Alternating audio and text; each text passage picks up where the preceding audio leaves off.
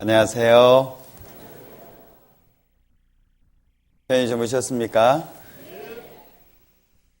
예. 인생을 살다 보면 어떤 계기가 주어지게 되는데요. 그 계기가 여러 가지 모양으로 나타나는 것 같습니다. 그런데 어떤 거는 좋은 계기가 있고 어떤 것은 안 좋은 계기도 있는데 성경을 배울 수 있는 이 계기는 삶을 바꿀 수 있는 또 앞으로 나머지의 삶을 어떻게 살아갈까 하는 우리에게 좋은 것을 줄 수 있는 계기가 되기 때문에 쉽게 얻어질 수 있는 것은 아니지만 하나님과의 관계가 올바로 형성이 되면 진짜 삶이 바뀔 수 있는 너무나도 소중한 기회가 된다라고 볼 수 있습니다. 이제 집회 마지막 날 오늘 시간인데요. 오늘 말씀이 그동안에 하나님에 대해서 성경에 대해서 그리고 어제 복음에 대해서 말씀을 드렸는데 오늘 복음에 대해서 좀 더 설명을 더 드리려고 합니다. 많이 들어도 과하지 않는 것이 복음이기 때문에 이 복음이 우리 마음속에 잘 심기워질 수 있다면 우리는 정말 다른 삶을 살 수 있을 거라 생각합니다. 오늘도 좋은 시간이 되면 좋겠습니다. 같이 기도하겠습니다. 우리를 사랑하시는 자비로우신 주님, 참으로 감사합니다. 하나님의 귀한 말씀을 통해서 얼마나 우리를 사랑하셨는지, 그리고 그 사랑하신 십자가의 모습을 말씀을 통해서 살펴보았습니다. 한 사람도 지옥에 가는 것을 원치 않으시기에 예수님을 이 땅에 보내주시고 또 십자가의 그 모진 고통과 고난을 통해서 우리의 죄를 영원히 용서해 주시고 그 사실을 믿을 수 있도록 우리에게 말씀해 주신 것 참으로 감사합니다. 그 크신 주님의 사랑을 다시 한번 생각하기를 원합니다. 우리의 마음을 활짝 열어주시고 하나님의 귀한 말씀을 마음속 깊이 새길 수 있도록 도와주시고 또 하나님 앞에 다짐하며 각오하는 시간이 될 수 있도록 주님 도와주시기를 원합니다. 오늘 이 시간 우리 모두에게 하나님의 크신 사랑과 은혜가 가득 채워질 수 있도록 축복해 주옵소서. 예수님의 이름으로 기도합니다. 아멘. 신약성경 마가복음 1장 찾겠습니다.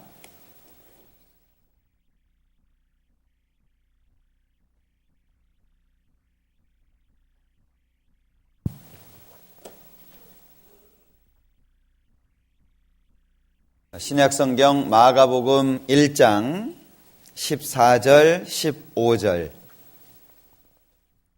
천천히 같이 읽어보겠습니다. 요한이 잡힌 후 예수께서 갈릴리에 오셔서 하나님의 복음을 전파하여 가라사대 때가 찼고 하나님 나라가 가까웠으니 회개하고 복음을 믿으라 하시더라. 오늘은 이 15절 말씀을 시작으로 해서 같이 좀 생각해 보고자 합니다. 몸은 쓰기 나름이고 마음은 먹기 나름이라고 우리 어르신들이 말씀을 하시기도 했습니다. 마음을 열고 말씀을 들으면 그것보다 좋은 것은 없는 것 같아요.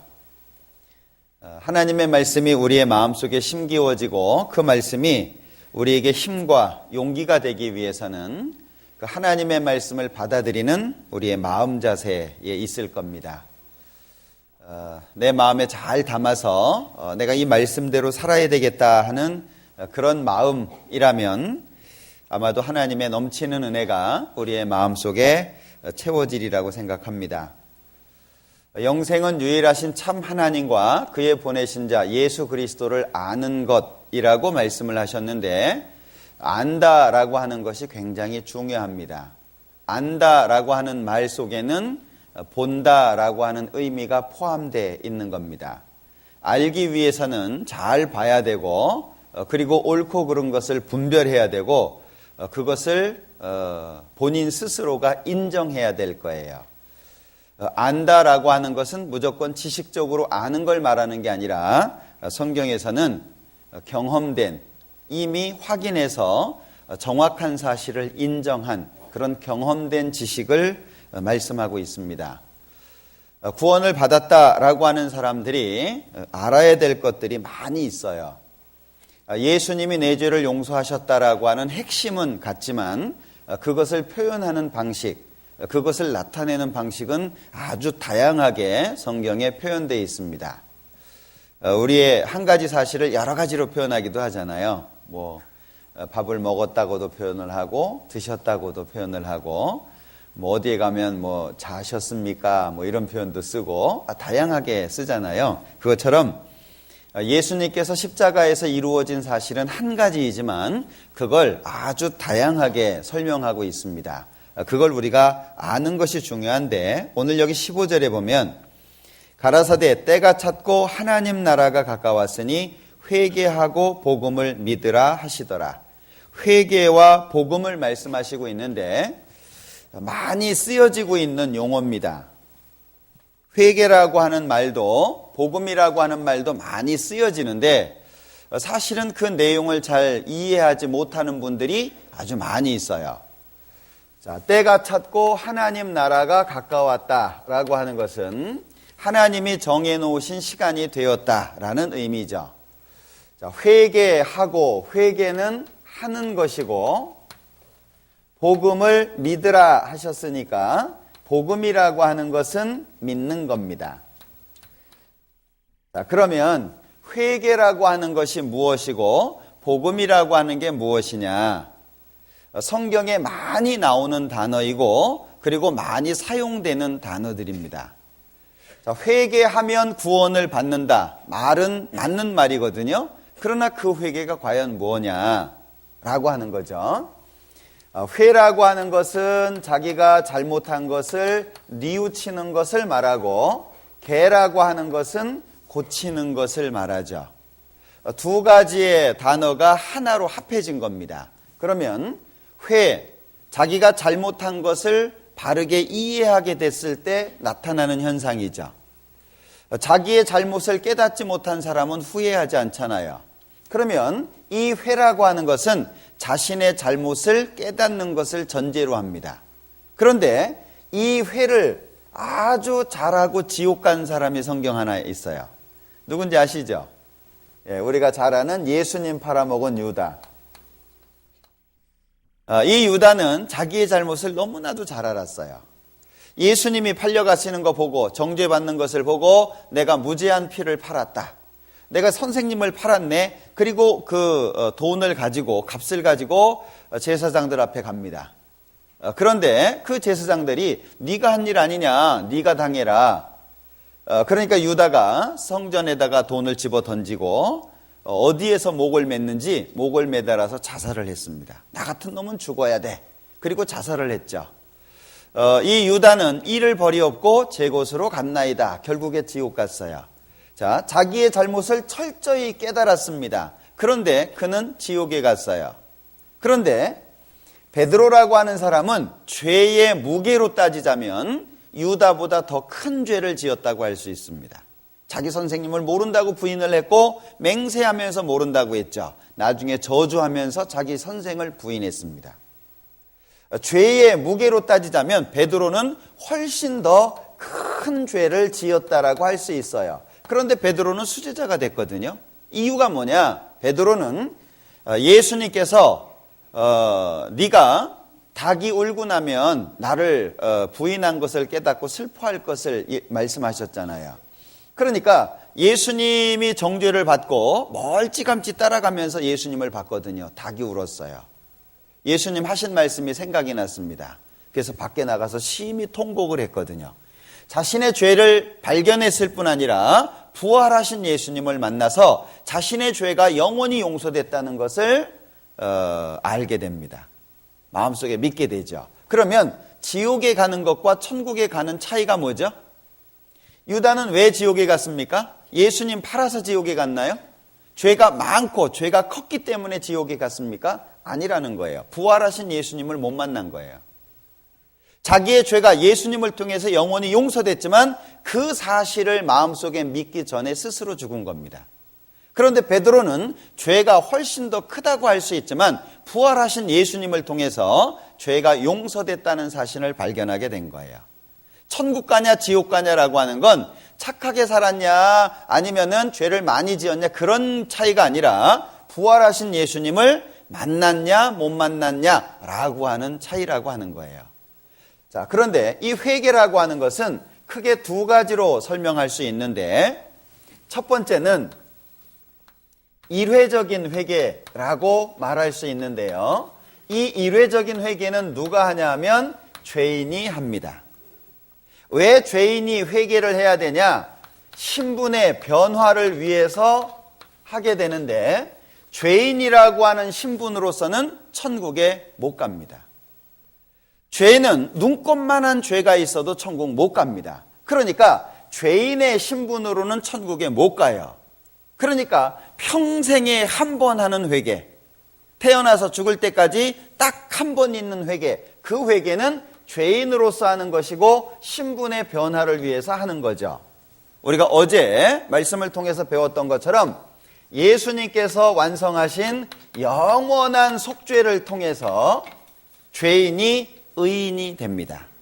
자, 그러니까 신분의 변화를 위해서 죄인이 딱 한 번 하는 회개, 그걸 일회적인 회개라고 말씀할 수 있어요. 그 다음에 두 번째는 연속적인 회개인데요. 죽을 때까지 하는 겁니다. 이 죽을 때까지 하는 회개는 누가 하냐 하면 의인이 합니다. 다른 말로 하면 하나님의 자녀가 된 사람이 하는 거예요. 그러면 왜 의인이 연속적인 회개를 해야 되냐? 이유는 하나님은 아버지, 나는 아들이라고 하는 관계는 없어지지 않습니다. 한 번 구원은 영원한 구원이라고 말씀을 드렸죠. 그런데 문제는 아버지하고 아들하고 사이가 늘 좋지는 않아요. 어쩌셔요? 부모하고 자식하고 뗄 수 없는 사이잖아요. 그런데 항상 좋은가요? 아유, 내가 저걸 낳고 미역국을 먹었어. 그럴 때도 있고, 저거는 자식이 아니라 왼수요. 뭐 그럴 때도 있고, 그죠? 좋을 때는 막 서로 껴안고 장난도 치고 뭐 웃고 그러지만 안 좋을 때에는 싸늘해지잖아요. 아들은 자기 방에 들어가서 문 안 열어주고 아버지는 바깥에서 속상하고 관계라고 하는 건 변치 않지만 그 사이, 다시 말하면 좋은 사이가 항상 유지되는 건 아니에요. 그러니까 그 좋은 사이가 항상 유지되는 것을 위해서 회개가 필요하다 그 얘기예요. 이걸 다른 말로 하면 자백이라고 합니다. 말씀드렸죠? 자백이라고 하는 거. 관계가 형성되어 있는 상태에서 할 수 있는 걸 자백이라 그래요. 아버지 잘못했어요. 다시 안 그러겠습니다. 용서해 주세요. 그럼 아버지가 그래 다음부터 그러지 마. 그거 나쁜 거야. 그렇게 하지 마. 그럼 다시 회복이 되잖아요. 그죠? 그러니까 이 자백은 누가 하는 거냐? 하나님의 자녀가 하는 거예요. 그게 주기도문이고 그게 요한일서 1장입니다. 그러니까 우리가 우리에게 죄 지은 자를 사하여 준 것 같이 우리 죄를 사하여 주옵시고, 이것은 1번이 아니라 2번을 얘기한다라고 하는 거예요. 자, 그래서 이 회개라고 하는 것이 두 가지가 있다라고 하는 걸 기억하시고 오늘 읽었던 말씀을 생각해 보세요. 때가 찼고 하나님 나라가 가까웠으니 회개하고 복음을 믿으라. 1번이에요, 2번이에요? 이해되세요? 예. 그러니까 성경은 마치 공식과 같아요. 다시 말하면 회개라고 하는 그릇이 있다는 거예요. 회개라고 하는 그릇이 있는데 그 그릇 속에 내용물이 두 개가 담겨 있는 거예요. 그러면 이 내용물을 알면 회개, 그러면 이거구나 저거구나 구분할 수 있는 능력이 생긴다는 거예요. 그런데 회개하면 구원 받는다. 말은 맞는 말인데 사람들은 회개라고 하는 걸 교회당 가서 울고불고 하는 걸 생각해요.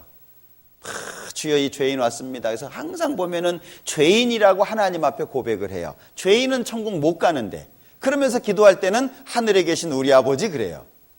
참 아이러니하죠. 하늘에 계신 우리 아버지 그래 놓고 또 기도할 때는 이 죄인이 이렇게 하거든요. 뭐가 안 맞는 거예요. 이 교회 생활하신 분들은 잘 아실 거예요. 이런 의자가 어디 있었습니까? 옛날에 그냥 마룻바닥이죠. 그러니까 이제 교회당 십자가가 보이거든요. 그럼 벌써 가슴이 벌렁벌렁해요.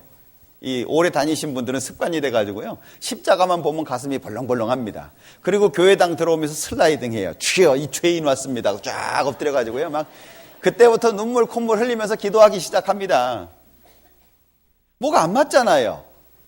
자, 하나님의 자녀가 되어야만 천국 갈 수 있는 거예요. 근데 기도 속에 이 죄인을 용서해 주시고 이 죄인을 받아달라고 기도를 해요. 하나님은 죄인 안 받으십니다. 하나님은 죄인하고 함께 할 수가 없어요.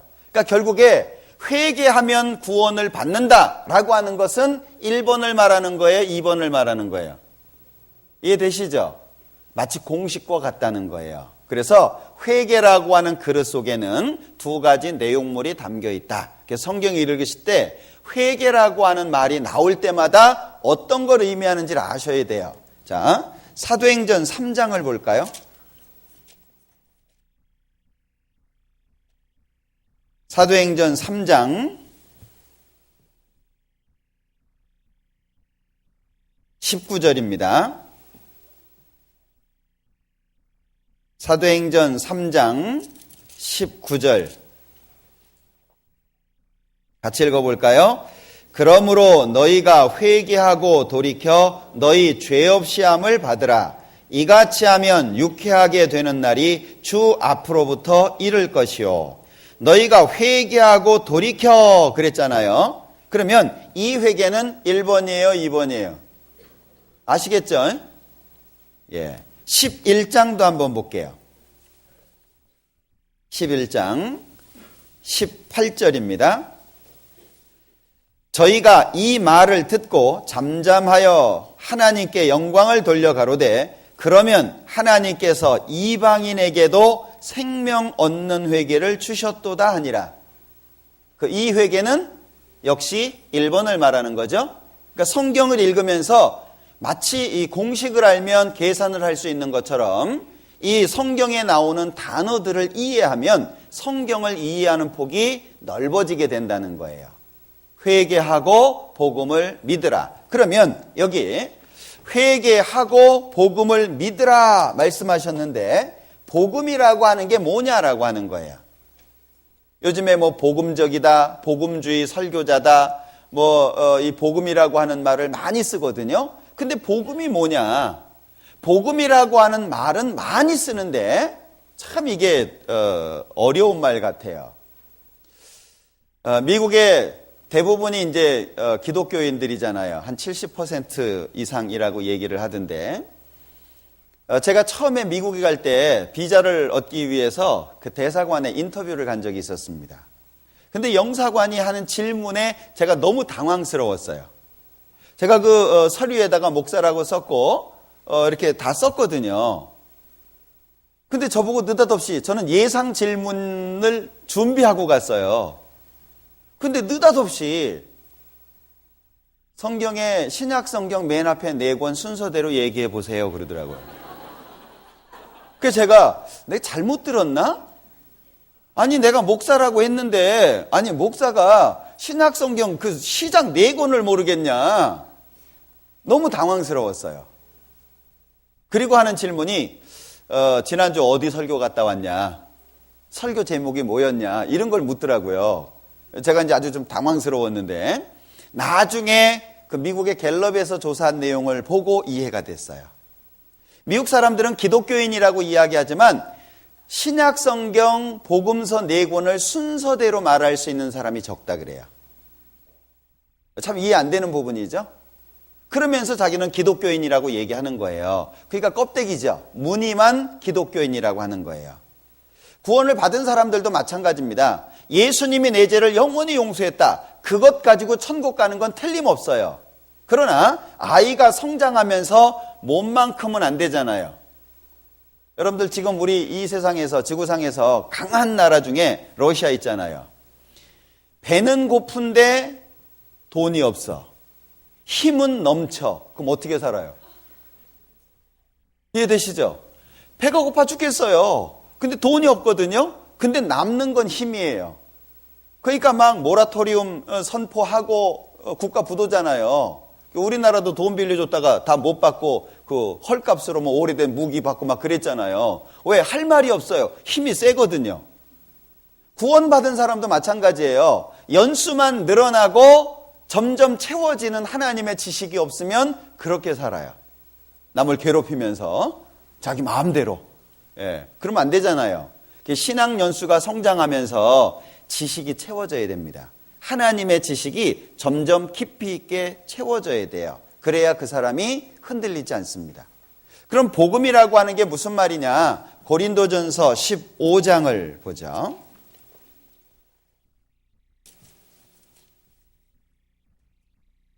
고린도전서 15장 1절입니다. 1절. 형제들아, 내가 너희에게 전한 복음을 너희로 알게 하노니 이는 너희가 받은 것이요 또 그 가운데 선 것이라. 너희가 만일 나의 전한 그 말을 굳게 지키고 헛되이 믿지 아니하였으면 이로 말미암아 구원을 얻으리라. 자, 바울 사도가 1년 6개월을 전도해가지고 세운 교회가 고린도 교회입니다. 고린도라고 하는 이 지역은 죄가 아주 많았던 지역이고 무역이 활발했던 지역, 사람들의 왕래가 아주 빈번했던 지역입니다. 고린도라고 하는 말 자체가 코린시안인데 풍기문란이라는 뜻입니다. 굉장히 죄가 많은 지역이에요. 그런데 1년 6개월을 전도해서 교회를 세웠습니다. 바울 사도가 다른 지역에 가서 전도하고 있는데 이 고린도 교회에 문제가 생겼어요. 잘못된 가르침이 들어오기 시작한 겁니다.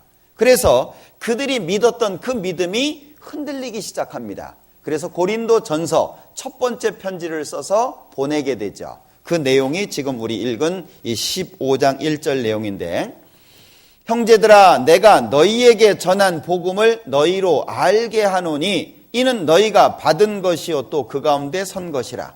처음 얘기하는 건가요? 다시 얘기하는 건가요? 읽으시면서 독해가 돼야 됩니다. 읽기는 읽었는데 이게 도대체 뭔 말인지를 모르면 재미가 없어요. 알아줘야 재미가 있잖아요. 그죠? 그러니까 후반부에 보면 이는 너희가 받은 것이요 또 그 가운데 선 것인데 지금 내가 다시 말하고 있다 그 얘기예요. 왜? 알고 있는 것이 흔들려 버린 거예요. 2절. 너희가 만일 나의 전한 그 말, 1절의 복음이죠. 그 복음을 굳게 지키고 헛되이 믿지 아니하였으면 이로 말미암아 복음으로 말미암아 구원을 얻는다. 그래서 3절에 내가 받은 것을 먼저 너희에게 전했다. 이게 굉장히 중요합니다. 여기 잡으시고 갈라디아서 1장을 보죠. 갈라디아서 1장 11절 12절 같이 읽습니다. 형제들아, 내가 너희에게 알게 하노니 내가 전한 복음이 사람의 뜻을 따라 된 것이 아니라 이는 내가 사람에게서 받은 것도 아니요 배운 것도 아니요 오직 예수 그리스도의 계시로 말미암은 것이라. 이걸 꼭 기억하셔야 됩니다. 복음은 머리 좋은 사람이 개발한 게 아닙니다. 여기에다가 추가하면 안 돼요. 빼도 안 되는 겁니다. 마땅히 율법과 증거의 말씀을 좇을지니 그들의 말하는 바가 이 말씀에 맞지 아니하면 그들이 정령이 아침빛을 보지 못하고. 하나님의 말씀은 기준이 있어요. 더해도 안 되고 빼도 안 된다는 거죠. 그런데 11절에 보면 형제들아, 내가 너희에게 알게 하노니 내가 전한 복음이 사람의 뜻을 따라 된 것이 아니다. 사람의 뜻에 의해서 된 게 아니다. 12절에 이는 내가 사람에게서 받은 것도 아니요 배운 것도 아니다. 그럼 어떻게 알게 됐냐? 오직 예수 그리스도의 계시로 말미암은 것이다. 계시를 통해서 알게 된 거다. 그러니까 이 복음이라고 하는 건 마치 바톤 터치하는 거하고 똑같습니다. 바톤을 그대로 전해줘야 되는 거잖아요. 그것처럼 예수님께 받았습니다. 바울 사도가. 그걸 전해준 거예요. 그걸 받아서 그대로 또 전해줘야 되는 거예요. 이게 바뀌어지면 안 되는 겁니다. 자, 고린도전서 15장 다시 보죠. 3절에 내가 받은 것을 먼저 너희에게 전하였노니 이는 성경대로 그리스도께서 우리 죄를 위하여 죽으시고 장사 지낸 바 되었다가 성경대로 사흘 만에 다시 살아나사 게바에게 보이시고 후에 12제자에게와 그 후에 500여 형제에게 일시에 보이셨나니. 자, 여기 복음이라고 하는 것은 예수님의 죽음이 있다. 예수님이 왜 죽으셨냐? 우리 죄를 위해서 죽으셨다. 장사 지낸 바 되었다가 사흘 만에 다시 살아나셨다. 중요한 것이 있어요. 성경대로거든요. 여기에서 말씀하시는 성경은 물론 구약 성경입니다. 구약 성경에 예언하신 그대로 예수님이 죽으셨다. 왜? 죄를 용서하기 위해서. 영원한 속죄죠. 그리고 성경에 기록하신 그대로 예수님께서 살아나셨다. 그러면 복음이라고 하는 그릇 속에는 뭐가 들어있는 겁니까? 예수님의 죽음과 예수님의 부활이 담겨 있는 거예요. 그러니까 복음 그러면 이 두 가지를 설명한다는 걸 기억하셔야 됩니다. 자, 그러면 예수님의 죽음은 왜 죽으셨냐? 죄를 용서하기 위해서 죽으셨다는 거예요. 그러면 예수님은 왜 살아나셨냐? 죽는 거는 죄를 용서하기 위해서 죽으신 건데 살아나신 이유가 뭐냐 그 얘기예요. 자, 로마서 4장을 한번 볼까요?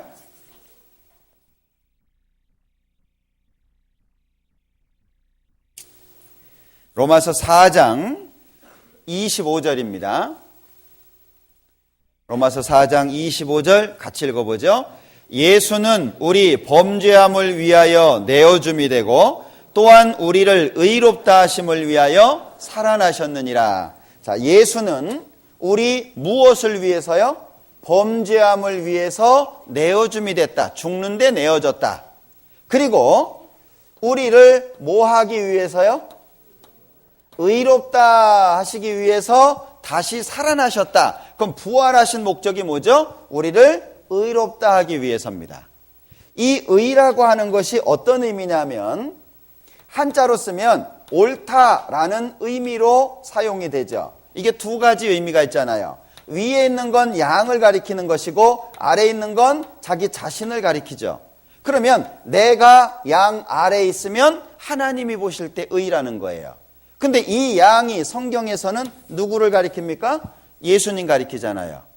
그러니까 예수님이 십자가에서 내 죄를 영원히 용서하셨다는 걸 내가 믿을 때 하나님이 보시면 의가 되는 거예요. 그러면 의롭다라고 하는 말이 무슨 뜻이냐? 기억하십시오. 기억해야 되는 거는요, 통째로 기억하는 게 좋아요. 저는 누가 이렇게 이야기할 때 문장 자체가 설득력이 있으면 통째로 외우려고 그래요. 왜냐하면 내가 얘기하는 것보다 훨씬 더 설득력이 있고 깔끔하고 매끄럽잖아요. 그래서 책을 많이 읽으면 말이 매끄러워지는 거예요. 책을 많이 읽으면. 내가 말을 잘 못한다, 말을 좀 세련되게 잘 못한다, 그런 분들은 책을 읽으세요. 성경책을. 그러면 진짜입니다. 정말 매끄러워집니다. 성경 많이 읽으시면은요, 이 언변이 좋아지고 말이 세련돼져요. 자, 의롭다 기억하십시오. 법정에서 죄 없다 선언한 상태. 법정에서 죄 없다 선언한 상태, 그걸 의롭다라고 합니다. 그리고 또 한 가지, 예수님처럼 봐주시는 거예요. 예수님은 죄가 없는 상태에서 선을 행하신 분이잖아요. 예수님은 죄가 없죠. 그런데 우리를 위해서 죽으셨으니까 선까지 행하신 거예요. 그걸 의라고 합니다.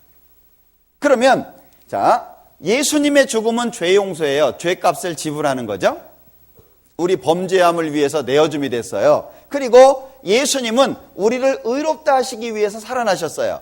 그 말씀을 다시 읽어볼게요, 제가. 자, 예수는 우리 범죄함을 위하여 내어줌이 되고 또한 우리를 죄 없다 하심을 위하여 살아나셨느니라. 이해되시나요? 이 의롭다라고 하는 단어가 성경에 많이 나오거든요. 그러니까 기억하셔야 돼요. 자, 그러면 생각해 보죠. 죄를 위해서 예수님 죽으셨죠? 이것은 죄의 값을 지불한 거예요.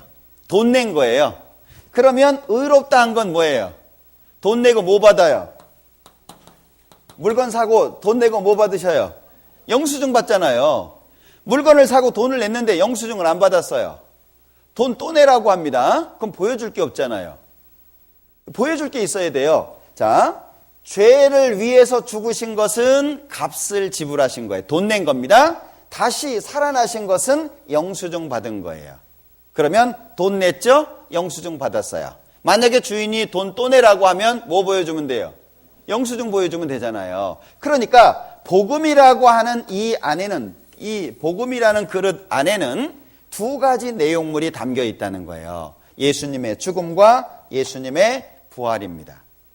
그러니까 회개하고 복음을 믿으라 간단하게 설명하고 있지만 이 두 가지 단어 속에 의미가 담겨 있죠. 그걸 알고 계셔야 성경을 읽을 때 훨씬 폭넓은 이해를 가질 수 있어요. 내가 다이아몬드를 주머니에 갖고 있는데 이 다이아몬드의 가치를 모르면 그거 아무렇게나 굴릴 수 있어요. 가치를 아느냐 모르느냐라고 하는 건 굉장히 중요한 문제거든요. 점점 이것을 알아가셔야 될 거예요. 그래서 회개하고 복음을 믿으라 말씀하셨습니다. 히브리서 1장을 한번 보자. 히브리서 1장 3절입니다. 1장 3절. 이는 하나님의 영광의 광채시요 그 본체의 형상이시라. 그의 능력의 말씀으로 만물을 붙드시며 같이 읽죠. 죄를 정결케 하는 일을 하시고 높은 곳에 계신 위엄의 우편에 앉으셨느니라. 죄를 정결케 하는 일을 하셨다. 이미 끝났죠. 십자가에서 완성하신 거예요. 그리고 지금 높은 곳에 계신 위엄의 우편에 앉아 계시다는 겁니다. 일을 다 하신 상태, 앉아 있다는 것은 쉬고 있는 겁니다. 예수님은 일을 하셨습니다. 십자가에서 모든 사람의 죄를 용서하기 위해서 일하신 거예요. 다 이루었다, 영원히 용서했다 선포됐죠. 이제 하나님 우편에 앉아 계시다라고 표현하고 있는 겁니다. 이 예수님께서 하시는 일, 이 하신 일을 구약의 그림자로 설명한 사건들이 상당히 많아요. 그걸 원시복음이라고도 말을 하는데 직접적으로 예수님이라고 하는 언급은 없지만 예수님께서 하실 일들에 대해서 그림자처럼 보여주신 그런 사건들이 많이 있거든요. 창세기 4장을 보자.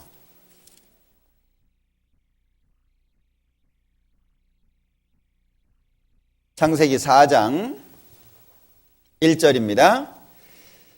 아담이 그 아내 하와와 동침함에 하와가 잉태하여 가인을 낳고 이르되 내가 여호와로 말미암아 등남하였다 하니라. 그가 또 가인의 아우 아벨을 낳았는데 아벨은 양치는 자이었고 가인은 농사하는 자이었더라. 세월이 지난 후에 가인은 땅의 소산으로 제물을 삼아 여호와께 드렸고 아벨은 자기도 양의 첫 새끼와 그 기름으로 드렸더니 여호와께서 아벨과 그 제물은 연락하셨으나 가인과 그 제물은 연락하지 아니하신지라. 가인이 심히 분하여 안색이 변하니 8절. 가인이 그 아우 아벨에게 고하니라. 그 후 그들이 들에 있을 때에 가인이 그 아우 아벨을 쳐 죽이니라. 자, 가인과 아벨이 하나님 앞에 제사를 드렸던 사건입니다. 아마 교회 안 다니시는 분들도 한 번쯤은 들어보셨을 거예요. 하나님께서 왜 가인의 제사를 안 받으시고 아벨의 제사를 받으셨을까? 구약 성경에는 답이 안 나와요. 아무리 읽어도 구약 성경에는 답이 안 나옵니다. 그러니까 많은 분들이 고민을 했어요. 왜 받으셨을까? 어떤 이유가 있어서 받으셨을 텐데. 그래서 우리 교회 생활하신 많은 분들은 대개 이렇게 들으셨을 거예요. 가인은 아주 불성실하게 제사를 드렸고 아벨은 아주 정성껏 드렸기 때문에 하나님께서 아벨의 제사를 받으신 거다. 그래서 여러분들도 하나님 앞에 정성껏 드려야 된다라는 얘기를 많이 들으셨을 거예요. 근데 생각해 보세요. 양을 키우는 게 정성이 더 들어갑니까? 농사하는 게 더 들어갑니까? 제가 지방에 가서 그런 얘기 들었어요. 벼는 주인의 발걸음 소리를 듣고 자란대요. 얼마나 관심을 가져주느냐에 따라서 소출이 다르답니다. 그러니까 농사는요, 보통 어려운 게 아니에요. 시작도 없고 끝도 없는 게 농사예요. 진짜 어렵습니다. 그런데 양은요, 주인이 풀 뜯다가 먹이는 것도 아니고 자기가 알아서 뜯어먹고 때 되면은 새끼 낳고 때 되면 지가 키우고 이 양은요, 그냥 풀만 많이 있고 지켜주기만 하면 알아서 다 합니다. 그 양 새끼 하나 바친 거예요. 거기에 사실 정성이라는 걸 생각해 볼 수 있을까요? 정성, 사람이 생각하는 정성의 기준이라고 한다면 이 가인의 제물이 훨씬 더 정성이 있을 거예요. 근데 왜 하나님께서 이 가인의 제사를 안 받으셨을까? 신약 성경에는 이렇게 기록되어 있습니다. 히브리서 11장, 믿음장이라고 주로 얘기를 하죠. 히브리서 11장 4절, 믿음으로 아벨은 가인보다 더 나은 제사를 하나님께 드림으로 의로운 자라 하시는 증거를 얻었으니 하나님이 그 예물에 대하여 증거하심이라. 저가 죽었으나 그 믿음으로써 오히려 말하느니라. 답이 뭐죠? 믿음으로. 믿음으로 아벨은 가인보다 더 나은 제사를 하나님께 드렸다. 그러면 이 아벨은 하나님 앞에 가인보다 더 나은 제사를 드렸다는 거예요. 어떻게 해서 더 나은 제사를 드렸습니까? 믿음으로 그렇게 했다는 거예요. 근데 믿음이 어떻게 생겨요? 로마서 10장을 볼까요? 자, 믿음이 생기는 과정을 여기 이렇게 말씀하고 있는데요. 로마서 10장 17절입니다. 로마서 10장 17절 같이 읽죠. 그러므로 믿음은 들음에서 나며 들음은 그리스도의 말씀으로 말미암았느니라. 믿음은 어떻게 생긴다고요? 들어야 돼요. 자, 창세기 3장을 한번 보죠.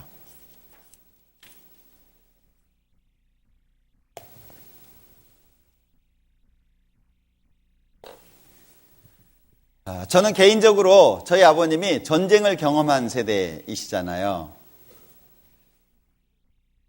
하나님 믿으시기 전에요, 이렇게 약주만 좀 드시면 전쟁 얘기를 늘 하셨어요.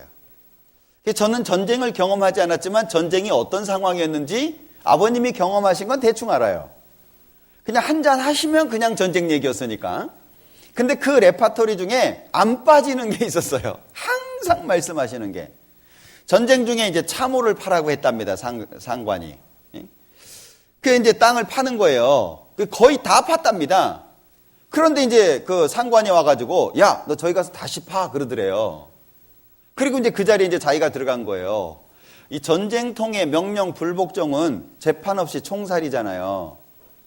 어쩔 수가 없이 이제 저쪽 가가지고 궁시렁궁시렁 되면서 이 땅을 이제 파고 있어요. 이제. 그리고 이제 상관은 아버님이 판 구덩이에 들어간 거예요. 근데 폭탄이 거기 떨어졌대, 그 자리에. 그러면서 늘 하시는 말씀이 내가 그 자리에 들어갔으면 너는 없었다. 그 얘기를 늘 하셨어요, 늘. 아마 이 부모님들은 자기가 경험한 것 중에 기억되는 것들을 자녀들한테 이렇게 많이 얘기해 주는 것 같아요. 저도 이제 그런 경험들이 있거든요. 아이한테 제가 경험했던 것들을 이렇게 얘기해 주는 게 있어요. 저희 아버님이 굉장히 무서웠다고 말씀을 드렸잖아요. 근데 저희 아버님이 잘하신 게 있어요. 제가 뒤돌아보면. 진짜 거의 무지막지하게 이렇게 때리셨어요. 이건 때린 게 아니라 거의 패는 수준이에요. 그런데 그렇게 꼭 맞고 나면 우리가 매를 맞을 때 잘못했더라도 어느 순간까지는 수긍하죠. 아, 내가 잘못해서 맞는 거야. 근데 도가 좀 지나면 내 생각에 이 정도는 아닌데? 그 생각이 들면 이제 마음이 반감이 생겨요. 아니 아버지라고 해서 이렇게 패도 되나? 뭐 이런 마음이 이거 진짜 그러네 이런 마음이 쫙 올라옵니다. 그러면 꼭 앞에 앉혀놓고 전 아버님 앞에 책상다리를 하고 앉아본 기억이 별로 없어요. 항상 무릎 꿇고 앉았어야 되고 그러면 이제 옛날 얘기를 쭉 해주세요. 저희 아버님이 이제 고향이 북쪽이시거든요.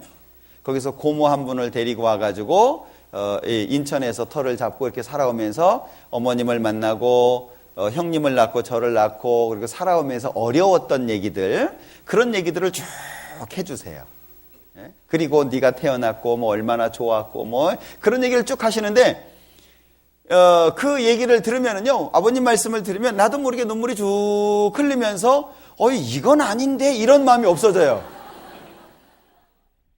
그건 참 잘하신 것 같아요. 예? 무지막지하게 패신 건 좀 그런데 뒷마무리를 잘 지신 것 같아요. 그래서 아버님이 살아오신 것을 제가 보지는 못했지만 어떻게 살아오셨는지를 대충은 알거든요. 여기 3장에 보면은요 하나님께서 아담과 하와에게 이제 선악과를 먹지 말라고 2장에 말씀하시거든요.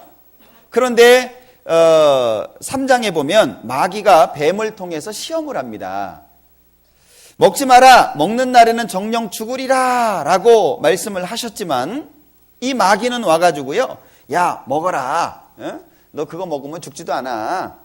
그거 먹으면 눈이 밝아져가지고 하나님처럼 될까봐 하나님이 시기하시는 거야. 쭉 이제 말씀을 하셔요.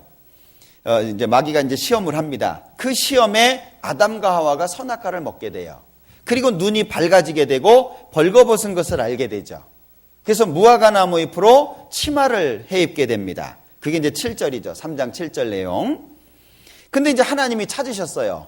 아담아 어디 있냐? 9절에 보면 찾으셨습니다. 그러니까 10절에 내가 벗었으므로 두려워하여 숨었나이다 라고 고백을 하니까 누가 너한테 이거 벗었다는 거 알려줬냐?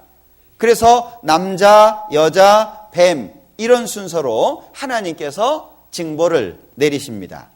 그래 놓고 마지막에 21절에 보면 여호와 하나님이 아담과 그 아내를 위하여 가죽옷을 지어 입히시니라. 가죽옷을 지어 입히고 22절에 보면 에덴 동산에서 이렇게 쫓아내십니다. 그리고 4장이 시작되는 거예요. 그리고 농사를 지으면서 살다가 이제 자식을 낳게 됐는데 가인과 아벨이었다는 거예요. 자, 아담과 하와가 뭐가 제일 기억에 남았을까요? 지금은 농사를 지면서 얼굴에 땀이 흘러야 되고 수고하면서 살고 있는데 뭐가 기억에 났겠어요? 그 에덴 동산이 얼마나 그리웠겠어요. 그래서 이 자녀들이 있는 가운데에서 에덴 동산 얘기를 많이 했을 것 같아요. 너희들이 거기서 살았으면 얼마나 좋았겠냐. 에덴 동산이 얼마나 좋았는데 하나님과 대화를 하고 뭐 거기는 일할 필요도 없고 너무너무 행복하고 좋았는데 얘기했을 거예요. 그러면 이제 아이들이 물었겠죠. 근데 왜 지금 우리가 이렇게 고생하고 삽니까? 아담이 그랬을 거예요. 야, 네 엄마 때문 아니냐? 네 엄마가 그 먹지 말라는 선악과 그거 먹고 나 주는 바람에 우리가 요 모양 된 거 아니냐? 아마 얘기를 쭉 했을 거예요. 그 이야기를 듣는 가운데 아벨은 뭔가 알게 된 거예요. 우리가 성경 강연회를 할 때도 마찬가지입니다. 어떤 분들은 잘 들었습니다. 그래 놓고 끝이에요.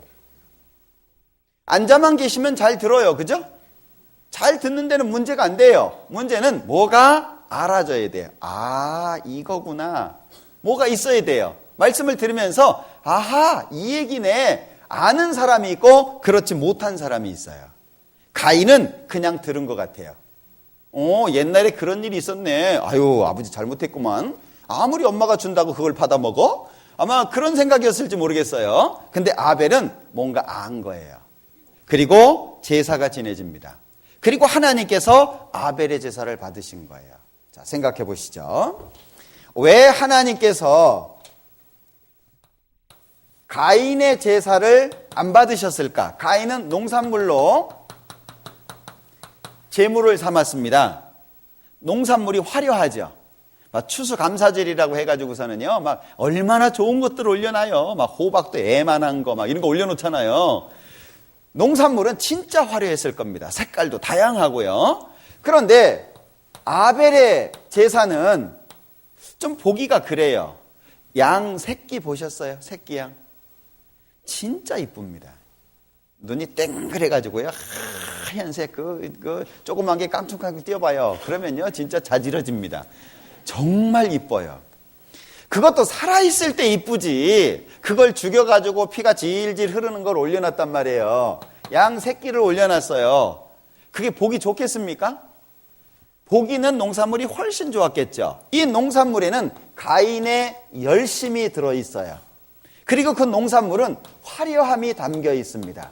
그런데 아벨의 제사는 화려함도 없어요. 열심도 없어요. 그런데 아벨의 제사에 있었던 게 뭐죠? 피가 있었잖아요. 그리고 대속이라고 하는 것이 있었잖아요. 그러니까 아벨이 깨달은 게 뭐냐? 아하, 죄인이 하나님 앞에 나아갈 때는 이렇게 해야 되는구나. 그걸 알게 된 거예요. 아마 아담과 하와는 짐승이 죽는 걸 처음 봤을 거예요. 가죽옷이 어떻게 만들어져요? 그냥 짐승 가죽만 벗기고 살려줄 수 있어요? 그것도 이상할 거예요. 그죠? 가죽이 벗겨진다는 얘기는요, 죽음이 있다는 얘기거든요. 짐승이 죽고 울부짖었겠죠. 비명을 지르고 피가 흐르고 아마 굉장히 충격적이었을 겁니다. 그리고 그 가죽을 벗겨서 옷을 만든 거예요. 무화과 나무 잎이라고 하는 것은 자기 열심을 말하죠. 그러나 이 가죽옷이라고 하는 건 하나님께서 직접 만들어서 주신 거예요. 하나님의 의, 하나님의 공로를 말할 수 있어요. 그러니까 그 이야기를 들으면서 아하, 죄인이 하나님 앞에 나갈 때는 반드시 피가 흘려져야 되는구나. 누군가가 대신 죽어야 되는구나. 그걸 발견한 거예요. 그래서 하나님께서 이 아벨의 제사를 받으실 수밖에 없었습니다. 왜? 피가 있었죠? 대속이 있었어요. 그러면 이 양은 누구를 가리킵니까? 훗날 예수님께서 이 땅에 오셔서 세상 모든 사람의 죄를 위하여 십자가에서 죽으시고 다 이루었다. 죄 용서하실 것의 그림자예요. 그러니까 가인과 아벨의 제사에서 예수님 전혀 언급되어 있지 않습니다. 그러나 훗날 예수님이 오셔서 하실 일을 그림자로 보여주고 있죠. 이런 걸 원시복음이라고 말한다 그 얘기예요. 이런 게 구약 성경에는 많이 기록되어 있어요. 출애굽기 12장을 보겠습니다.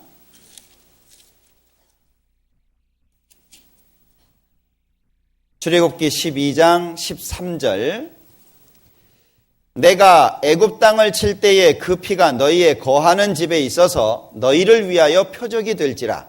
내가 피를 볼 때에 너희를 넘어가리니 재앙이 너희에게 내려 멸하지 아니하리라. 자, 이스라엘 백성들이 이집트에서 살 때 430년을 살다가 이제 모세에 의해서 출애굽을 하잖아요. 그 10가지 재앙이 내려지게 되는데 이 10번째 재앙이 뭐냐면 장자가 죽는 재앙입니다. 첫 번째는 다 죽는 거예요. 짐승까지. 그러니까 이 하나님이 이스라엘 백성들에게는요, 죽지 않는 방법, 이 10번째 장자가 죽는 재앙에서 안 죽는 방법을 알려주셨는데 그 방법이 뭐냐? 양을 잡아서 문 좌우 설주와 임방에다가 피를 바르는 거예요. 그리고 내가 피를 볼 때에 너희를 넘어가리니 재앙이 너희에게 내려 멸하지 아니하리라. 그래서 너물유, 너물월, 절기. 그래서 재앙이 넘어가는 절기다, 그런 의미입니다. 이게 이스라엘 7절기 가운데 첫 번째 절기입니다. 재앙이 넘어가요. 근데 무엇을 보면 넘어가냐? 피를 볼 때 넘어가고 그 피는 양을 잡아서 바른 피입니다.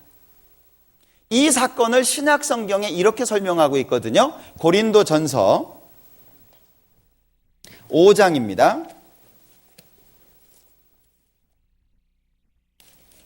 고린도전서 5장 7절.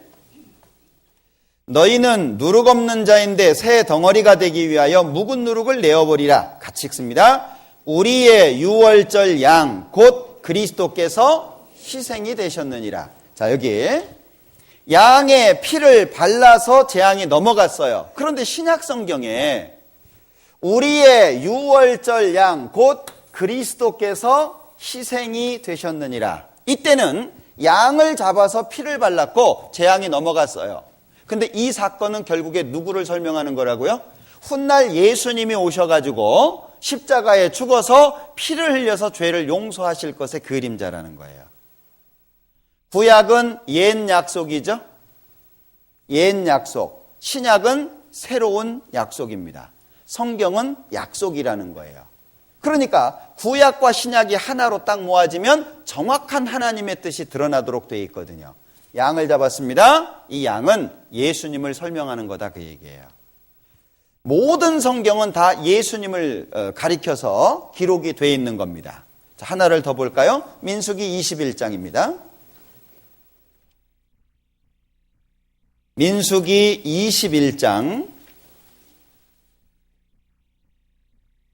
제 말이 좀 빠르죠? 제가 지금 급해요. 민수기 21장 4절입니다. 백성이 호르산에서 진행하여 홍해 길로 쫓아 에돔 땅을 둘러 행하려 하였다가 길로 인하여 백성의 마음이 상하니라. 백성이 하나님과 모세를 향하여 원망하되 어찌하여 우리를 애굽에서 인도하여 올려서 이 광야에서 죽게 하는고 이곳에는 식물도 없고 물도 없도다. 우리 마음이 이 박한 식물을 싫어하노라 하매 여호와께서 불뱀들을 백성 중에 보내어 백성을 물게 하심으로 이스라엘 백성 중에 죽은 자가 많은지라. 8절 여호와께서 모세에게 이르시되 불뱀을 만들어 장대 위에 달라 물린 자마다 그것을 보면 살리라. 9절 같이 읽습니다.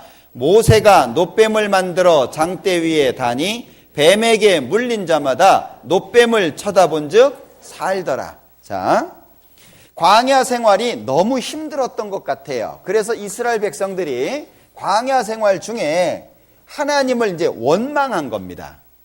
그러니까 하나님께서 불뱀을 보내서 많은 사람이 죽었어요. 또 죽어가고 있습니다.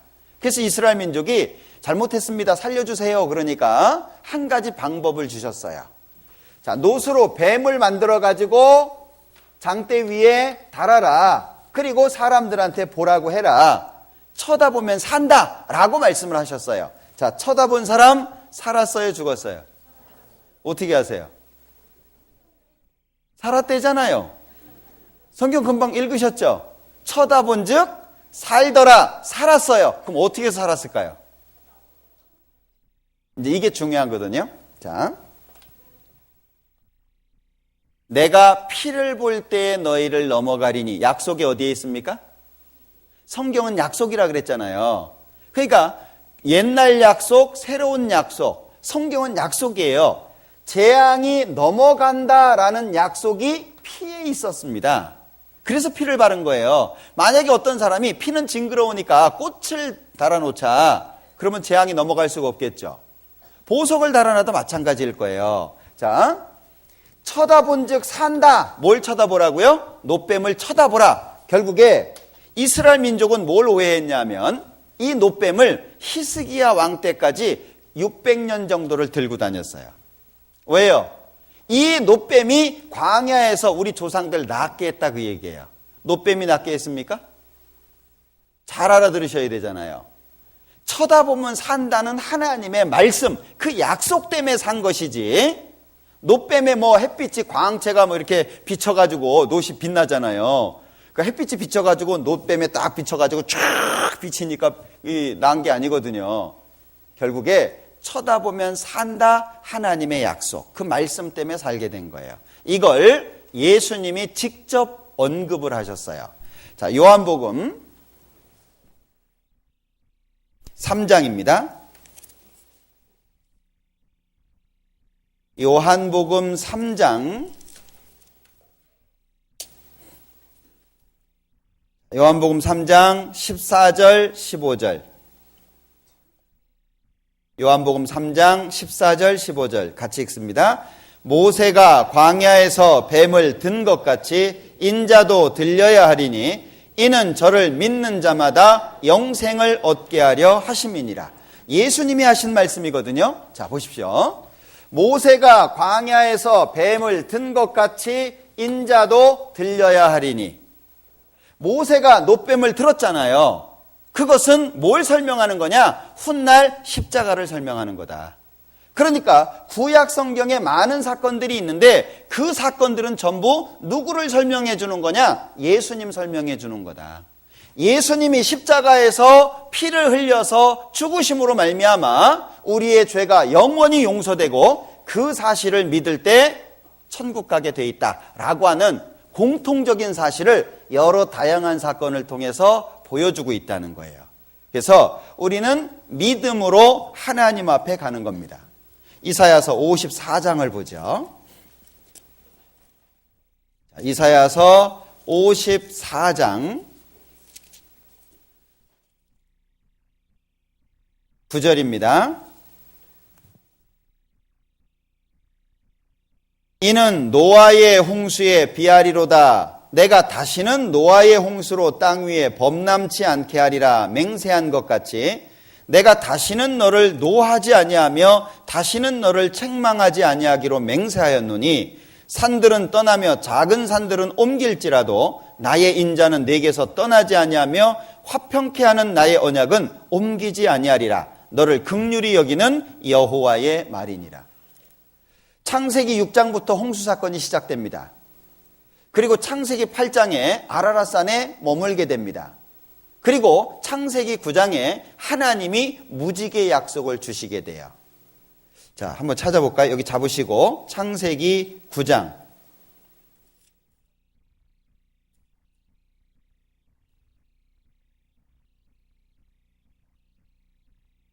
창세기 9장 8절 이후에 쭉 말씀하고 있는데요. 11절 내가 너희와 언약을 세우리니 다시는 모든 생물을 홍수로 멸하지 아니할 것이라.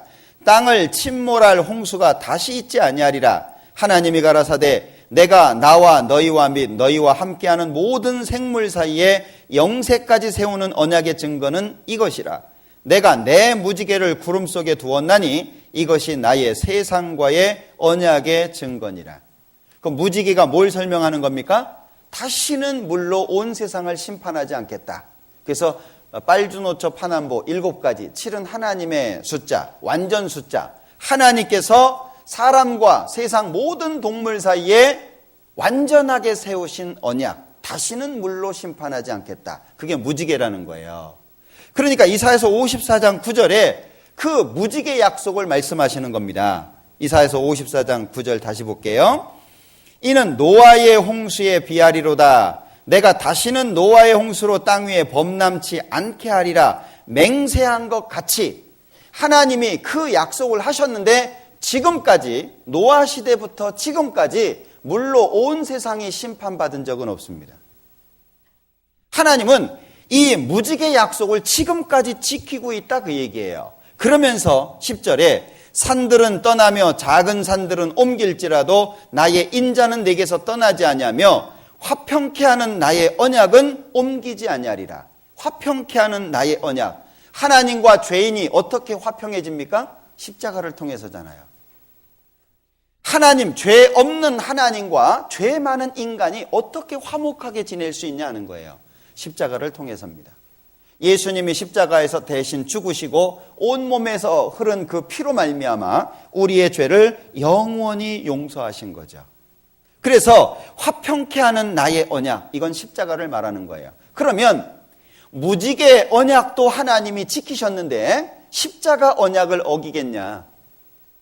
무지개 언약을 말씀하시면서 십자가 언약은 더 확실한 거다. 왜? 하나님의 아들 예수님이 죽었지 않냐? 무지개 언약은 하나님이 일방적으로 약속하신 겁니다. 그러나 십자가 언약은 예수님이 피를 흘려서 죽으신 거예요. 그러니까 무지개 언약이 이렇게 확실하다면 십자가 언약은 더 확실하다. 그걸 설명한 게 9절 10절입니다. 우리는 하나님의 약속을 마음속에 담는 거예요. 이걸 잘 간직하셔야 됩니다. 그래서 이 성경에서 반복되는 단어들이 있어요. 많이 있지만 그 중에 3가지만 오늘 설명을 드리려고 하는데, 반복되는 단어들이 있습니다. 자, 그게 뭐냐면 첫 번째는 은혜입니다. 은혜. 그래서 교회 다니시는 분들이 특히 딸 은혜라고 많이 짓죠. 예. 그 다음에 두 번째는 믿음입니다. 그리고 세 번째는 피예요. 이 세 가지만 잘 기억을 해도 성경에서 말씀하시고자 하는 의미를 정말 마음속에 잘 담을 수 있을 거예요. 자, 은혜라고 하는 말이 무슨 말일까요? 로마서 11장입니다. 로마서 11장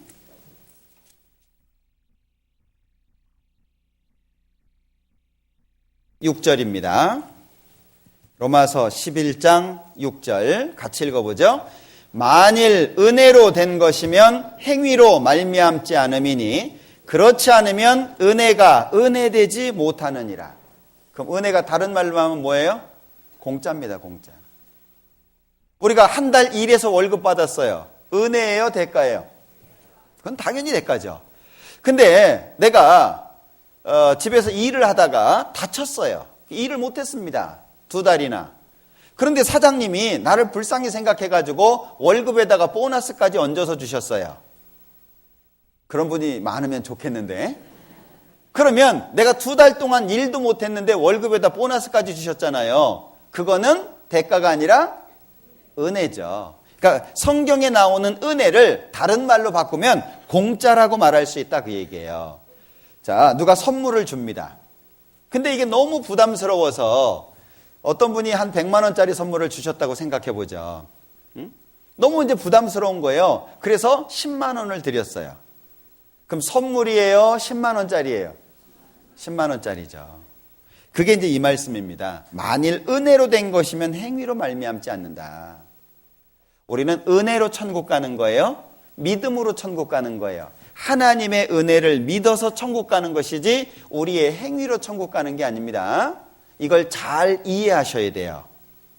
어제 열심히 믿으라 그 말이 아니라 바르게 믿고 열심히 살아라 이런 의미라고 말씀을 드렸잖아요. 천국 가는 데 있어서는 내 행위가 전혀 필요 없다 그 얘기예요. 이해되시나요? 이걸 잘못 이해하시면 저놈들은 막 살아도 믿기만 하면 천당 간대 뭐 이렇게 오해할 수 있다는 거예요. 이거 구분해서 들으셔야 돼요.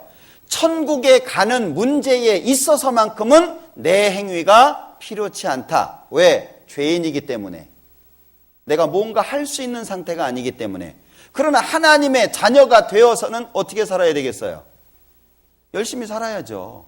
하나님의 자녀가 됐다면 최선을 다해서 살아야죠. 그걸 구분해서 들으셔야 됩니다. 여기서는 만일 은혜로 된 것이면 행위로 말미암지 않습니다. 뭘 설명하는 거예요? 죄인이 천국 가기 위해서는 그런 의미예요. 이걸 잘 구분해서 들으실 수 있어야 됩니다. 자, 이 영상을 하나 좀 보여드릴게요. 개인적으로 좋아하는 영상이기도 한데요. 자, 보시죠. 자막으로 나오니까 자막을 잘 보세요. My little boy came up to me in the kitchen this evening while I was making dinner, and he handed me a piece of paper he'd been writing on. And after wiping my hands on my apron, I read it. And this is what it said. For mowing the lawn, $5. For making my own bed this week, $1. For going to the store, 50 cents. Playing with little brother while you went to the store, 25 cents. For taking out the rubbish, $1. Getting a good report card, $5. And for raking the yard, $2. Total owed, $14.75. Well, I looked at him standing there expectantly, and 1,000 memories flashed through my mind. And so I picked up the pen, and turning the paper over, this is what I wrote. For the 9 months I carried you, growing inside me, the nights I've sat up with you, doctored you, prayed for you, no charge. For the time and the tears that you cost through the years, there's no charge. When you add it all up, the cost of my love is no charge. For the nights filled with dread and the worries ahead, no charge. For advice and the knowledge and the cost of your college, no charge. For the toys, food and clothes, and for wiping your nose, there's no charge, son. When you add it all up, the full cost of my love is no charge.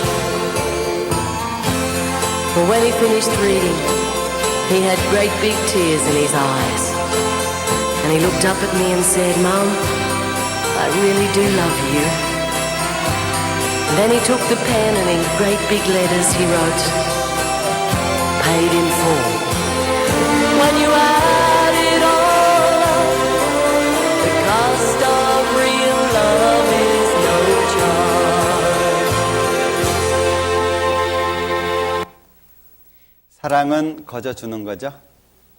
하나님이 세상을 이처럼 사랑하사 독생자를 주셨다.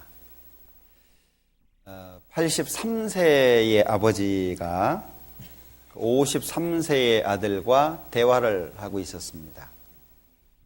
근데 앞에 까치가 내려와 앉은 거예요. 그래서 아버지가 물었습니다. 연세가 드시면 깜빡깜빡하죠. 아들아, 저게 뭐냐? 까치입니다. 좀 있다가 아버지가 까먹었어요. 아들아, 저게 뭐냐? 까치라니까요? 좀 있다 보니까 아버지가 또 까먹었어요. 아들아, 저게 뭐냐? 아니, 까치라고 얘기했잖아요. 그걸 그새 까먹습니까? 그러니까 이제 아버지가 조용히 방에 들어가서 일기장을 갖고 나온 거예요. 그러면서 아들한테 일기장을 읽어줬대요. 몇 날 며칠 맑음, 이제 아장아장 걷기 시작한 내 아들이 까치를 보고 물었다. 아빠, 저게 뭐예요? 아들아, 까치란다. 내 아들은 23번이나 연속해서 물었다. 그런데 내가 23번이나 연속해서 까치라고 이야기해 주면서 이렇게 행복한 이유가 뭘까? 부모는 계속 대답해줘요. 그죠? 아, 까치야, 이게 까치야, 까치라니까, 이렇게 생기면 까치야. 계속 설명해 줍니다. 근데 자식은 까치라니까요. 참 이 부모의 사랑이라고 하는 건 자식이 다 이해하기 어려운 것 같아요. 저희 어머님이 돌아가시기 전에 제가 사내 아이를 셋을 낳은 가정을 꾸리고 있었지만 꼭 만나면 이렇게 안아주시면서 제 엉덩이를 이렇게 때리셨어요.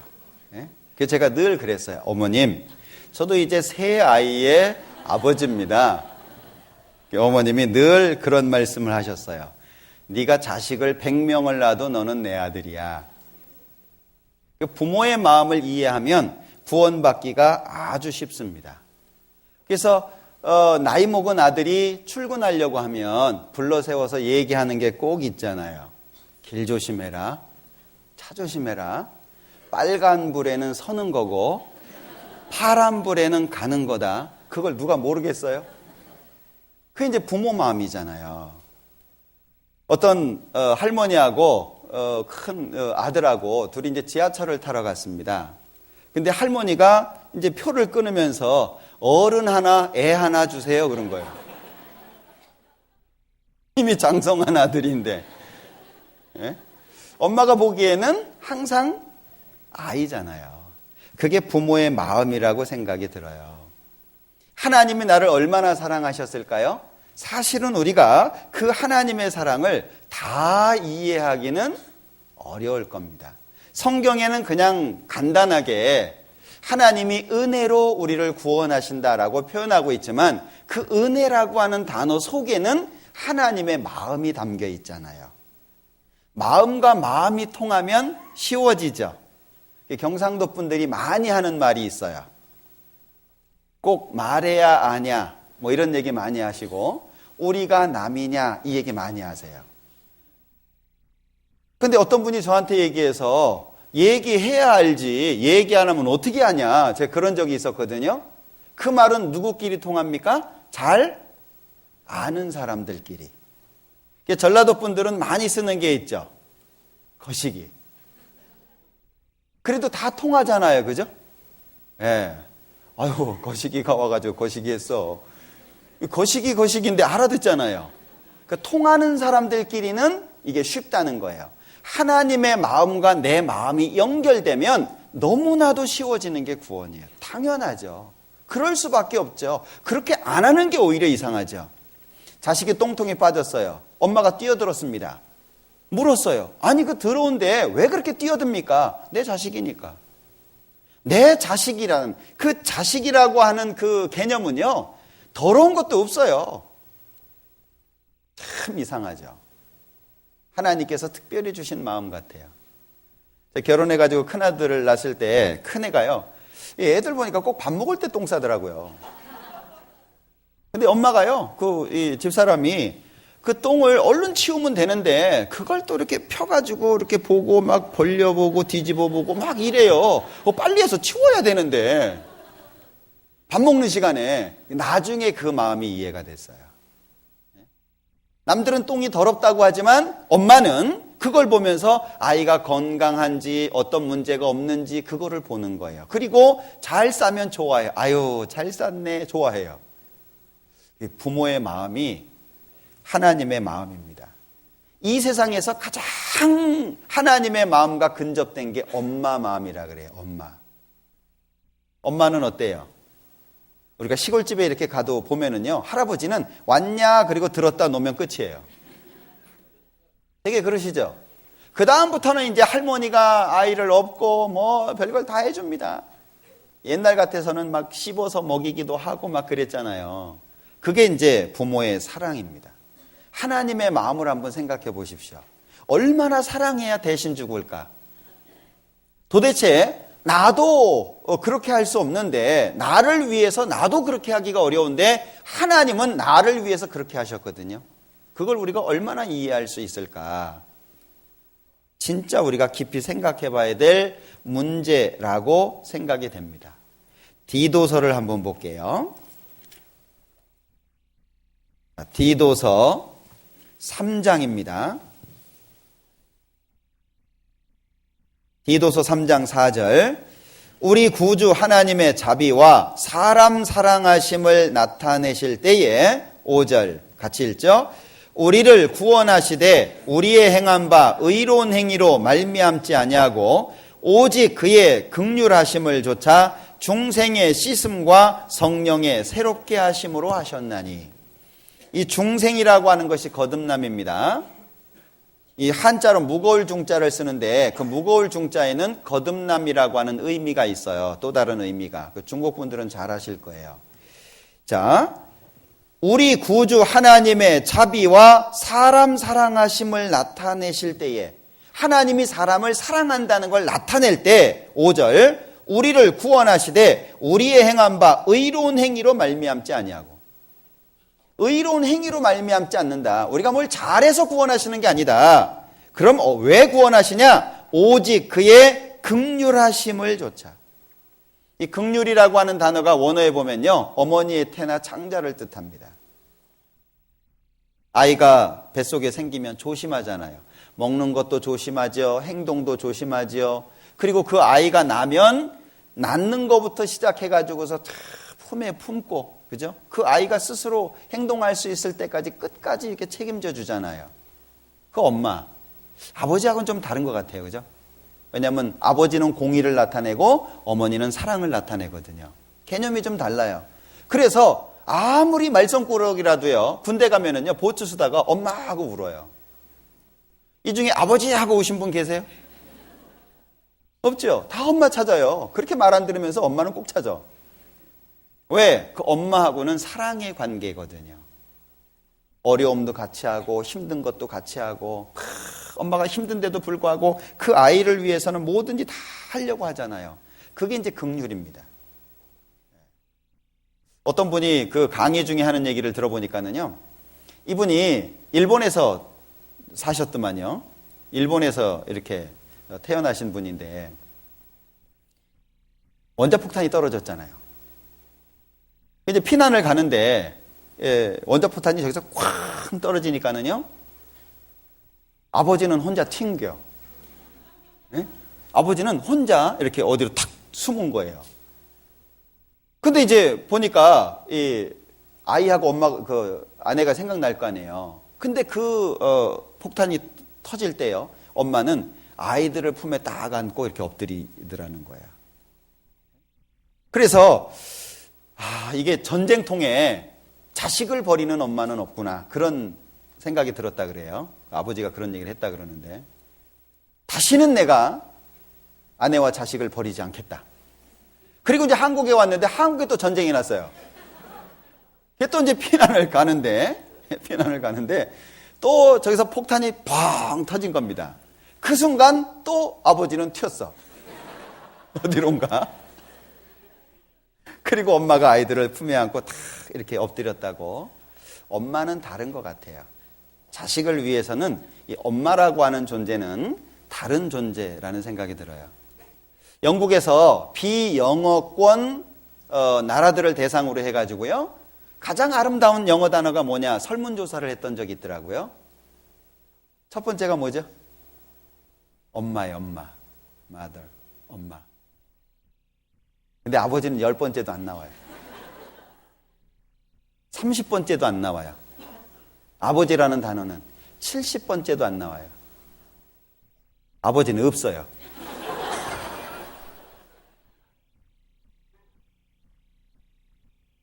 왜요? 그 엄마라고 하는 말 속에는 아픔과 어려움, 슬픔, 고통, 그걸 함께한 시간이 있었던 거예요. 진짜 엄마는요, 막무가내예요. 이 판사가요, 이런 놈은 죽어야 됩니다, 사형 선고. 엄마한테 물어본다고 생각해보죠. 당신 아들이 이런데 죽일까요? 그럼 엄마가 뭐라 그러겠어요? 살려달라고 합니다. 엄마는 살려달라 그래요. 뭐 이 살인자고 뭐 죽일 수밖에 없는 죄인이고 그런 거 상관없어요. 엄마는 그냥 살려달라고 하는 거예요. 그게 엄마잖아요. 여러분들 생각해 보십시오. 하나님의 사랑이 우리를 구원하시게 된 거예요. 하나님의 사랑 때문에 십자가가 세워졌고, 하나님의 사랑 때문에 예수님이 이 땅에 오실 수밖에 없었던 거예요. 하나님이 세상을 이처럼 사랑하사 독생자를 주셨으니 우리는 그걸 모르고 지금까지 살아온 겁니다. 이 사랑이라고 하는 것이 굉장한 겁니다. 여러분들 헨리 포드 아시죠? 자동차 왕이라고 불려졌던 이 사람이 자동차 사업을 하다가 망했던 때가 있습니다. 그때 자포자기하고 있는데 그 아내 클라라라고 하는 아내가 두 마디를 딱 했대요. 아내가, 여보, 다시 시작해봐. 그게 첫 번째고, 두 번째는 내가 끝까지 당신하고 같이 있을게. 그 두 마디 때문에 힘을 얻고요, 다시 시작해가지고 자동차 왕이 된 거예요. 사람의 마음을 바꾸는 것은요, 공의가 아닙니다. 이렇게 해. 법이 이렇게 돼 있잖아. 우리 율법 앞에 어떻습니까? 우린 율법 앞에 서면은요, 죄인일 수밖에 없고요, 우리는 할 말이 아무것도 없는 거예요. 근데 사랑 앞에 서면 당당해질 수 있잖아요. 공의 앞에, 율법 앞에 서면 나는 지옥 갈 수밖에 없는 죄인인데, 하나님의 사랑, 십자가 앞에 딱 서면 나는 천국 갈 수 있는 하나님의 자녀가 되는 거예요. 사랑이라고 하는 것이요, 부부 사이에도 굉장히 중요한 것 같아요. 여러분들 하나님의 사랑을 마음속에 많이 새겨두세요. 멸치 부부가 바닷가를 이렇게 다니다가 아이 그만 멸치 남편이 그물에 끌려서 올라가는 거예요. 이 둘이 같이 있다가 멸치 남편만 이제 그물에 끌려가는 겁니다. 그러니까 멸치 아내가 그랬대요. 여보, 우리 다시 만납시다. 그러니까 멸치 남편이 어디서 만날까? 그러니까 멸치 아내가 시래기국에서 만납시다.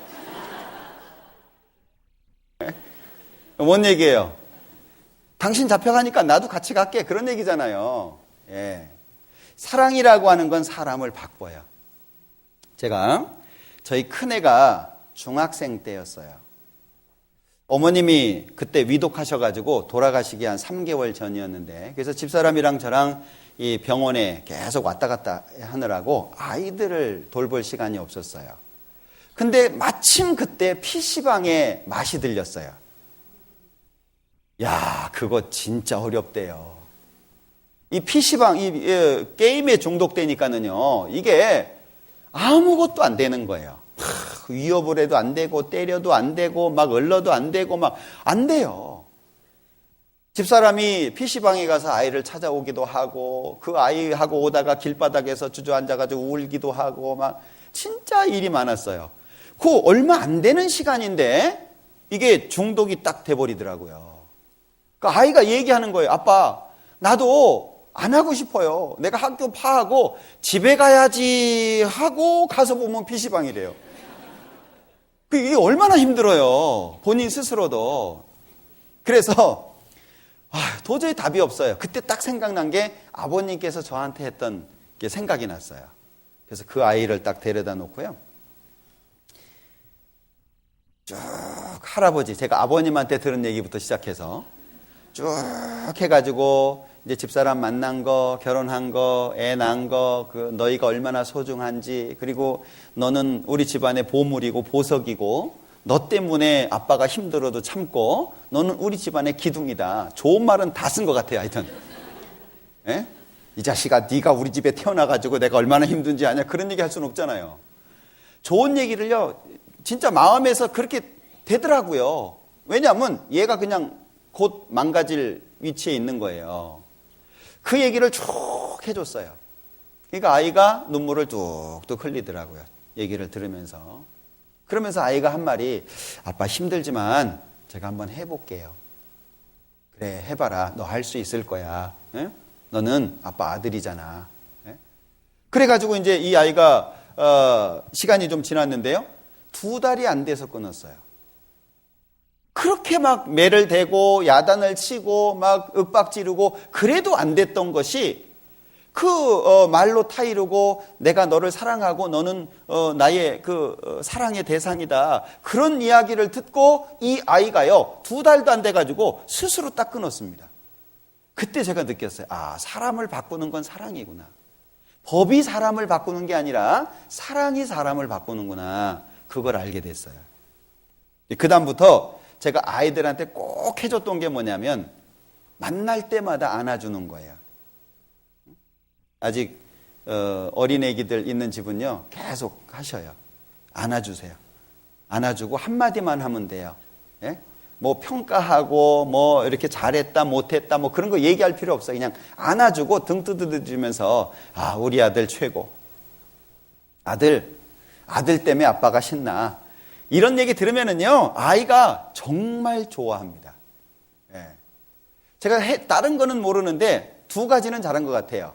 만날 때마다 시간 나면 목욕탕 간 거. 그리고 또 한 가지는 이렇게 안아준 거. 지금도 저희 큰애가 이제 군대 가 있는데 요즘에는 제가 이렇게 팔을 벌려요. 그러면 자기가 와서 안겨요. 그리고 전에는 제가 그 아이 등을 두드렸는데 지금은 자기들이 제 등을 두드려요. 특별한 거는 없는데 돈도 안 들어가는데 아주 쉬운 거예요. 그래서 아이가 한 번은 저한테 그런 얘기를 하더라고요. 아빠, 10,000원만 투자하시죠. 뭐 하려고 그러냐. 저희 집 막내는 이 양초 공예 이런 걸 좋아해요. 뭐 이렇게 만드는 거. 여자아이처럼 뭐 이렇게 뭐 하는 걸 좋아해요. 그러냐? 한번 해봐라. 그리고 10,000원을 줬어요. 나중에 알고 보니까 저한테만 얘기한 게 아니라 교회 그 봉사회 형제님들한테 찾아가지고 투자를 유치한 거예요. 몇 분한테 이렇게 받았더라고요. 그래서 인터넷으로 신청을 해가지고 양초를 받아서 이렇게 만들었어요. 그리고 가지고 왔어요. 작은 박스에 담아서. 그 안에 편지가 있었습니다. 지금도 갖고 다니거든요. 4개를 담아왔어요. 아버지, 양초 하나에 2,000원입니다. 근데 4개가 들어있으니까 의아해 하셨죠. 한 개는 아버지십니다. 그 얘기를 쭉 썼어요. 그러면서 아버지가 사람들에게 이렇게 희망을 주고 빛을 밝혀주고 양초처럼 이렇게 환하게 밝혀주시라고. 4개지만 돈 따지지 말고 하나는 아버지니까. 그런 얘기를 쭉 썼어요. 제가 그 아이한테 2,000원 내놔라 그럴 수 있겠어요? 할 수가 없었어요. 근데 봉사회 형제님들한테도 똑같이 편지를 썼을 거 아니에요. 저한테만 썼겠습니까? 제가 그걸 보면서 마음속에 느낀 게 있었어요. 사랑을 주잖아요. 그러면 사랑이 다시 와요. 그죠? 내가 사랑을 주면 사랑이 다시 와요. 하나님이 주신 사랑을 내가 받고 그 사랑을 하나님께 돌리면 하나님은 더 큰 사랑으로 주시죠. 내가 그 사랑을 가지고 기뻐하면 또 하나님께서는 더 큰 사랑으로 주시죠. 사랑은 왔다 갔다 하면서 커져요. 부부 사이에도 마찬가지잖아요. 사랑이 갔다가 안 와. 그러면 꺼져요. 그죠? 그러니까 우리 자매님들은요, 남편 칭찬 많이 해주세요. 어떤 분은 뭐 칭찬할 게 있어야 하지 뭐 그런 분이 있더라고요.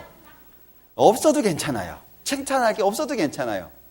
아유, 칭찬할 게 하나도 없는 것도 기적 같은 일인데 대단하십니다. 그러든지 하여튼 찾아보세요. 희한한 것은요, 왔다 갔다 하면서 사랑이 커져요. 하나님과 우리의 관계도 마찬가지거든요. 하나님이 주신 십자가의 사랑 감사합니다. 돌려드리면 하나님은 그래 잘했다 또 받아주시죠. 하나님 정말 감사하고 하나님 뜻대로 살아볼게요. 그럼 하나님께서 또 힘을 주시고 왔다 갔다 하면서 이게 점점 커지거든요. 그러니까 하나님이 우리를 구원하신 것은 긍휼이라고 말씀하시잖아요. 우리가 잘나서 그런 게 아니에요. 한 군데를 또 볼까요? 디모데후서 1장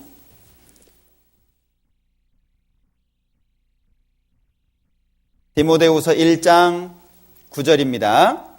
하나님이 우리를 구원하사 거룩하신 부르심으로 부르심은 우리의 행위대로 하심이 아니요 오직 자기 뜻과 영원한 때 전부터 그리스도 예수 안에서 우리에게 주신 은혜대로 하심이라. 은혜가 계속 강조되고 있죠.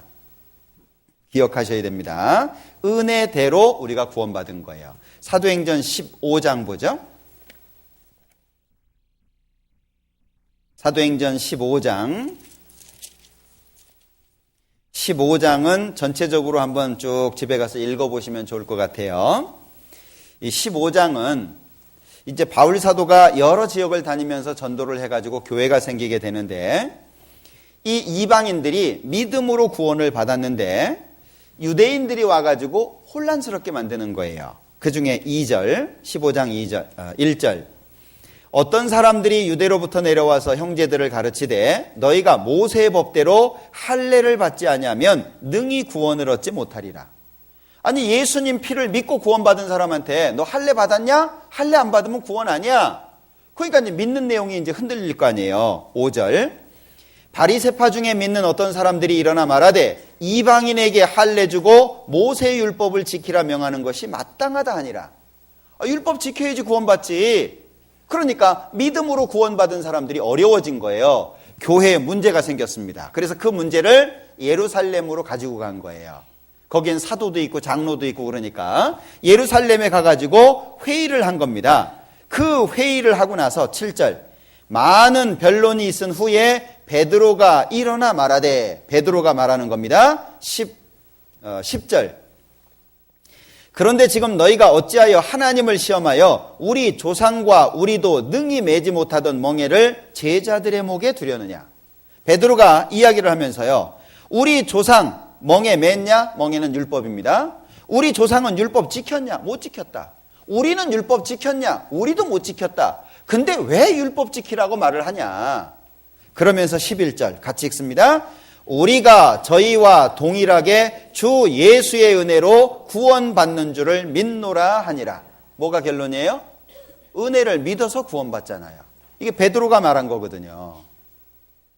은혜가 강조되어져 있다는 것을 기억하셔야 됩니다. 그리고 두 번째가 믿음이거든요. 은혜를 내 것으로 만드는 방법이 믿음이에요. 하나님이 주시는 은혜를 요거 내 거 하는 것이 믿음이다, 그 얘기죠. 로마서 3장입니다.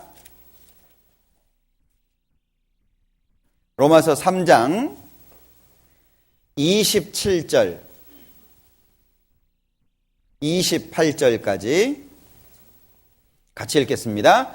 그런즉 자랑할 때가 어디뇨? 있을 수가 없느니라. 무슨 법으로냐? 행위로냐? 아니라 오직 믿음의 법으로니라. 그러므로 사람이 의롭다 하심을 얻는 것은 율법의 행위에 있지 않고 믿음으로 되는 줄 우리가 인정하노라. 자, 사람이 의로워지는 것은 오직 믿음이죠. 그러니까 성경에는 믿음이라는 단어가 계속 반복해서 나옵니다. 은혜, 믿음, 그리고 그 믿음 속에는 피가 있어요. 피가. 우리를 구원하신 것이 예수님의 피잖아요. 이 피에 대한 이야기가 성경에 계속 반복되고 있습니다. 베드로 전서 1장을 보죠. 베드로 전서 1장 18절입니다. 너희가 알거니와 너희 조상의 유전한 망령된 행실에서 구속된 것은 은이나 금같이 없어질 것으로 한 것이 아니요, 같이 읽죠.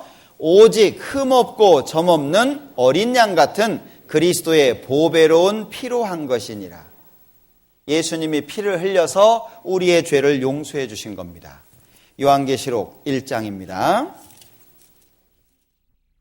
요한계시록 1장 5절. 전반부는 문안 인사고요. 후반부를 보겠습니다. 요한계시록 1장 5절 후반부. 우리를 사랑하사, 거기부터 볼게요. 우리를 사랑하사 그의 피로 우리 죄에서 우리를 해방하시고, 예수님의 피로 우리 죄에서 우리가 해방됐다, 그 얘기죠. 요한계시록 5장입니다. 9절. 새 노래를 노래하여 가로되 책을 가지시고 그 임봉을 떼시기에 합당하시도다. 일찍 죽임을 당하사 각 족속과 방언과 백성과 나라 가운데서 사람들을 피로 사서 하나님께 드리시고, 피로 사서 하나님께 드렸다. 결국에 우리 죄를 용서하는 데 있어서 예수님의 피가 있었던 거예요. 그 피는 예수님 생명을 말하잖아요. 생명이 지불됐다. 피가 흘려져서 우리의 죄가 용서됐다라고 하는 걸 말씀합니다. 그래서 디모데전서 2장 6절에서는 예수님 자신이 속전이 됐다. 속은 용서고 전은 돈이에요. 내 죄를 용서하기 위해서 드려진 돈, 예수님 몸을 말씀하는 겁니다. 속전으로 주셨다. 그래서 우리가 예수의 피를 힘입어서 성소에 들어갈 담력을 얻었다. 항상 예수님의 피가 계속 반복돼서 나옵니다. 하나님께서 우리에게 주신 축복이죠. 여기 한 가지 더 기억하셔야 될 것이 있어요. 구원은, 믿음은 단번에 이루어지는 겁니다.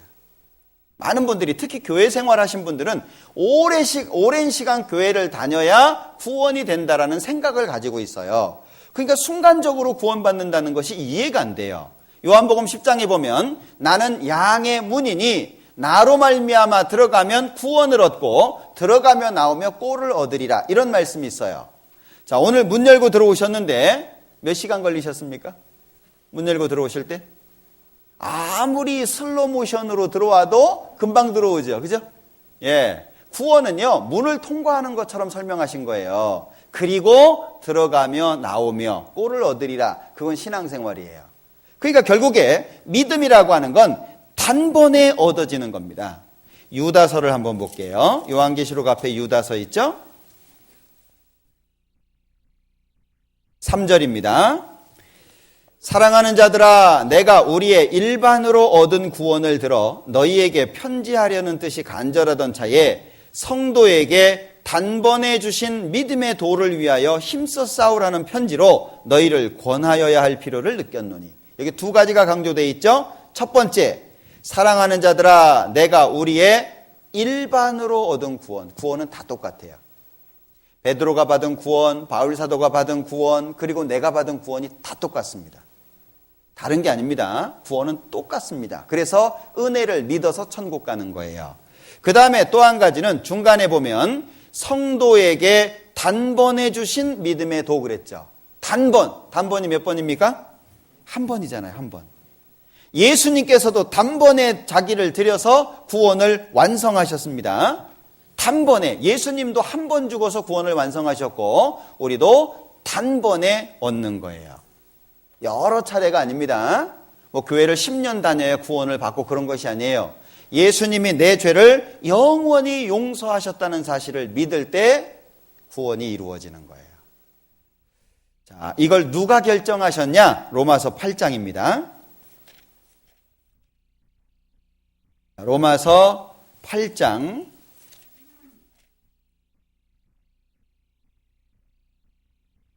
31절입니다. 로마서 8장 31절. 그런즉 이 일에 대하여 우리가 무슨 말하리요? 만일 하나님이 우리를 위하시면 누가 우리를 대적하리요? 자기 아들을 아끼지 아니하시고 우리 모든 사람을 위하여 내어주시니가 어찌 그 아들과 함께 모든 것을 우리에게 은사로 주지 아니하시겠느냐? 누가 능히 하나님의 택하신 자들을 송사하리요? 의롭다 하신 이는 하나님이시니 누가 정죄하리요? 하나님께서 선언하셨습니다. 최고 재판장이신 하나님께서 선포하셨어요. 누가 이 하나님의 결정을 대항하겠냐, 대적하겠냐? 그럴 수 없다는 거죠. 33절 기억하십시오. 누가 능히 하나님의 택하신 자들을 송사하리요? 의롭다 하신 이는 하나님이시다. 하나님께서 결정하신 겁니다.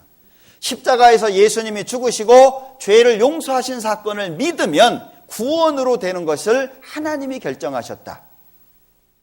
우리는 하나님이 결정하신 대로 믿음을 가진 거예요. 34절. 누가 정죄하리요? 죽으실 뿐 아니라 다시 살아나신 이는 그리스도 예수시니 그는 하나님 우편에 계신 자요 우리를 위하여 간구하시는 자시니라. 예수님 어디 계십니까? 하나님 우편에 증인으로. 예, 하나님 내가 이 사람 위해서 죽었습니다. 이 사람 때문에 내가 피를 흘렸습니다. 하나님 우편에 보증인으로서 우리를 위해서 계셔요. 완벽하잖아요. 예수님이 내 대신 죽어주셨죠? 그리고 하나님 보좌 우편에서 증인으로 살아계시죠? 얼마나 확실해요. 그래서 예수님께서 내 죄를 영원히 용서하셨다. 이 사실을 마음속에 잘 간직하시면 좋을 것 같은데요. 자, 이 잘못된 믿음이 있어요. 멕시코 가서 찍어본 사진인데요. 멕시코는 천주교 국가잖아요. 예수님 십자가 위에다가 태양을 이렇게 딱 달아놨어요. 왜냐하면 천주교 국가가 되기 전에 멕시코는 태양신을 숭배했던 나라였거든요. 섞이면 안 됩니다. 그래서 이 멕시코 관련된 지역이나 또는 업소에 가보면은요, 이렇게 태양을 상징하는 이런 상징물들이 많아요. 이게 태양을 상징하는 겁니다. 이게 다 이제 태양이거든요. 자, 죄가 용서되는 방법은 딱 한 가지입니다. 예수님의 십자가예요. 그런데 여긴 필리핀인데요.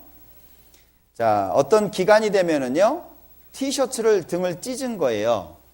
그리고 채찍을 가지고 양쪽으로 이렇게 칩니다. 자기 등을 쳐요. 그래서 이게 막 피가 나오기도 하고 그러거든요. 이 고행입니다, 고행. 자, 이렇게 해서 죄가 용서되나요? 믿음은 아주 중요한 거예요. 내 죄가 용서되고 천국 갈 수 있는 방법은 딱 한 가지입니다. 예수님의 십자가예요. 잘못 알면 잘못 믿고 잘못 믿으면 잘못 가는 거예요. 이런 행위들이 왜 나오겠습니까? 잘못하니까 그러는 거예요. 믿음으로 천국 갑니다. 그 믿음의 중심에는 예수님의 십자가가 있는 거예요. 하나님은요, 정말 섬세하신 분입니다. 이게 괌에 가면 볼 수 있는 꽃인데요. 꽃이 반쪽으로 피어요. 꽃이 이렇게 반쪽만 펴요. 그래서 신혼부부들한테 가이드할 때 두 개의 꽃을 따가지고 딱 합치면 하나예요. 그래서 설명을 해주기도 해요. 둘이 하나가 된다, 이렇게. 자, 요거는 감자꽃이죠. 요것도 감자꽃이에요. 근데 요거는 보라색 감자꽃입니다. 감자꽃이라도 틀려요, 꽃이 색깔이. 예. 요거는 전라도 분들이 많이 드시는데 갓 아시죠? 갓. 예, 갓꽃입니다. 요게 이제 강원도에 가면 강원도 쪽에서만 나오는 그 채소라고, 예? 식물이라고 그래서 이렇게 비벼 먹기도 하고 그러는데, 예, 곤드레, 이 곤드레 꽃이거든요. 이게 곤드레고요. 능소화라는 꽃이고요. 요거 뭔지 아시죠? 요거 뭔지 옛날 분들은 보셨을 텐데, 예, 아시네요. 예, 다래입니다, 다래. 요거는, 예, 다래랑 머루랑, 예. 요거는 대추죠. 요거는 혹시 뚱딴지라고 들어보셨나요? 뚱딴지. 예, 돼지 감자라고 하죠. 예, 이게 돼지 감자 꽃인데 드셔보셨나 모르겠어요. 돼지 감자 맛있는데. 예. 아주 다양한 꽃들이 참 많죠. 요거는 바나나 꽃입니다. 바나나 꽃은 열매가 맺고 아래쪽으로 가서 꽃이 열려요. 예, 꽃이 둘이 있죠.